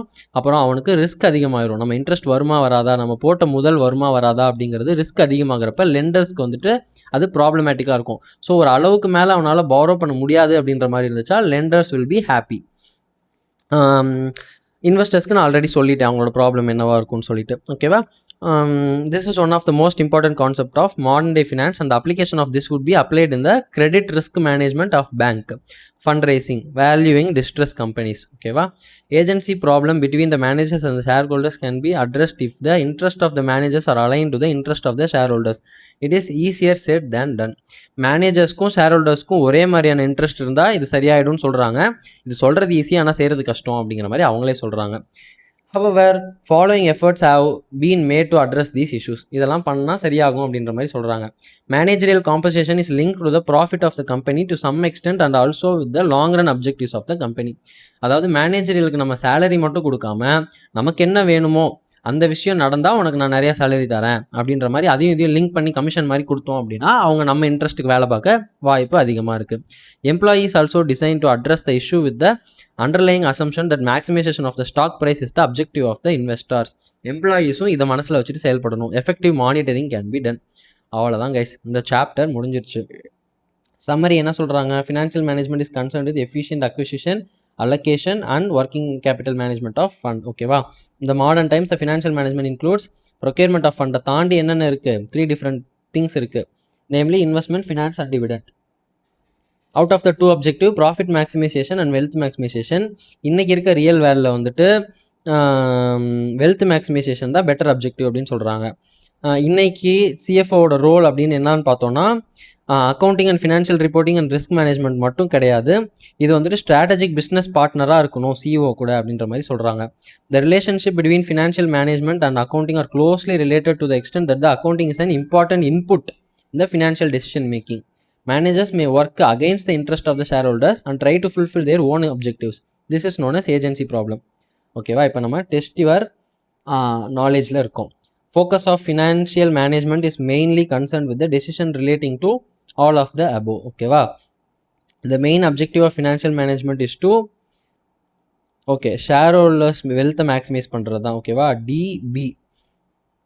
The shareholders value maximization model holds the primary goal of the firm is to maximize its market value. ஓகேவா, என்ன பார்த்தோம், டிபிசி. எதுக்கு சொல்லிக்கிட்டே போய் பார்த்துட்டு வந்துடலாம். டிபிசி கரெக்டா? டிபிசி. ஓகே, ஃபஸ்ட்டு 3யும் கரெக்டு. இப்போ 4th கொஸ்டின் என்ன அப்படின்னா, wealth maximisation approach is based on the concept of cost benefit analysis. அதுதான் correct. Cash flow approach. Okay, இது வந்து டி. அப்போ 4D. 5 வந்துட்டு management of all matters related to an organisation finance is called financial management. ஓகேவா, 4D 5C. 4D 5C. Good. இப்போ அடுத்து 6th question என்ன அப்படின்னா, which of the following is the disadvantage of having shareholders wealth maximization? Emphasis short term gains கிடையாது, ignores the time கிடையாது, requires immediate resources கிடையாது, offers no clear. இதுதான் இதை நம்ம படித்தோம் இல்லையா, 6D. 6க்கு D. 7க்கு வந்து most important goals of financial management, profit maximization, matching, wealth maximization. Already கேட்டிருக்காங்களே, ஏன் மறுபடியும் கேட்குறாங்க? Okay, 7D. Okay. 8th one. To achieve wealth maximization, the financial manager has to take careful decision in respect of investment, financing. இது எல்லாமே தான் வேணும். 8க்கும் D. Early in the history of finance, an important issue was liquidity, technology, capital structure, financial options. Early in the history of finance, an important issue was liquidity or technology or capital structure or financing options. தெரியலையே. Okay, 9க்கு A, liquidity. Okay, இதெல்லாம் அப்புறமா வந்த பிரச்சனை தான். Technology, capitalism இதெல்லாம் வந்துட்டு அப்புறமா வந்தது. லிக்விடிட்டி தான் அன்னைக்கும் இருந்த பிரச்சனை. Which of the following are micro economic variables that help define explain the discipline of finance? Risk and return, capital structure, inflation, all of the above. Micro economic variables அப்படின்றாங்க. இன்ஃப்ளேஷன்லாம் மேக்ரோவில் வரும். So capital structure maybe. 10க்கு பியா? 10D, all of the above. Oh my god, அப்போ இன்ஃப்ளேஷன்லாம் எப்போ மைக்ரோவில் சேர்த்தாங்க? Which of the following are micro economic variables that help the define explain the discipline of finance? Okay, இன்ஃப்ளேஷனையும் மைக்ரோவில் சேர்த்து வச்சுருக்காங்க. All of the above. 10க்கு D. 11, financial management is mainly concerned with the acquiring and developing of assets to forfeit its overall benefit. Acquiring, financing and managing assets to accomplish the overall goal of a business enterprise. Efficient management of the business, sole objective of profit maximization. First A or B, acquiring and developing assets to forfeit its overall benefit. Acquiring, financing and managing assets. இதுதான் 11B. 12 வந்துட்டு, which of the following need not be followed by the financial manager for measuring and maximizing shareholders wealth? Accounting, profit analysis, cash flow, cost, application of time value of money. Accounting, profit analysis தேவைப்படாதுன்னு நினைக்கிறேன். So 11க்கு B, 12க்கு A. 11க்கு B, 12க்கு A. Very good. அடுத்தது, point out the difference between the financial. இது நம்ம அப்படியே படித்தோம். ஓகேவா, difference between financial management and financial அக்கௌண்டிங்னு ஒரு பேராகிராஃப் படித்தோம். அது அப்படியே எழுதணும். Financial management is concern with acquisition and financing of short term and long term credit. Elaborate. Financial management is concern short term and long term. என்ன சொல்லியிருக்கான் அதில்? ஓ my God, இது எல்லாத்துக்குமே அவன் ரெஃபர் பண்ணிட்டான். சரி, ஓகே, அதெல்லாம் அப்புறம் பார்த்துக்கலாம். மறுபடியும் ஒரு தடவை ப்ராக்டிஸ் பண்ணுறப்ப இதெல்லாம் பார்த்துட்டு போயிடணும். ஓகேவா? Okay guys, I guess that's it. நம்ம போய் எப்பயும் பண்ணுற மாதிரி ஃபினான்ஷியல் மேனேஜ்மெண்ட் ட்ராக்கரில் போகிறோம். சாப்டர் நம்பர் 1 ஃபினான்ஷியல் மேனேஜ்மெண்ட்டுக்கு இன்ட்ரடக்ஷனில் அண்டர்ஸ்டாண்டிங்கில் டன் கொடுக்குறோம். கொடுத்தோன்னே இங்கே 11%, இங்கே 20% வந்துருச்சு டேஷ்போர்டில். Oh my god, where is the dashboard?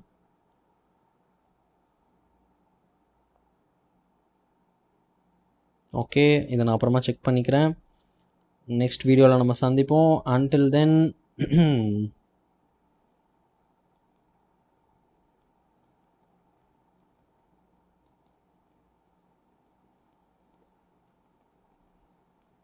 until then spread positivity, take care. வாழ்க வையகம், வாழ்க வளமுடன்.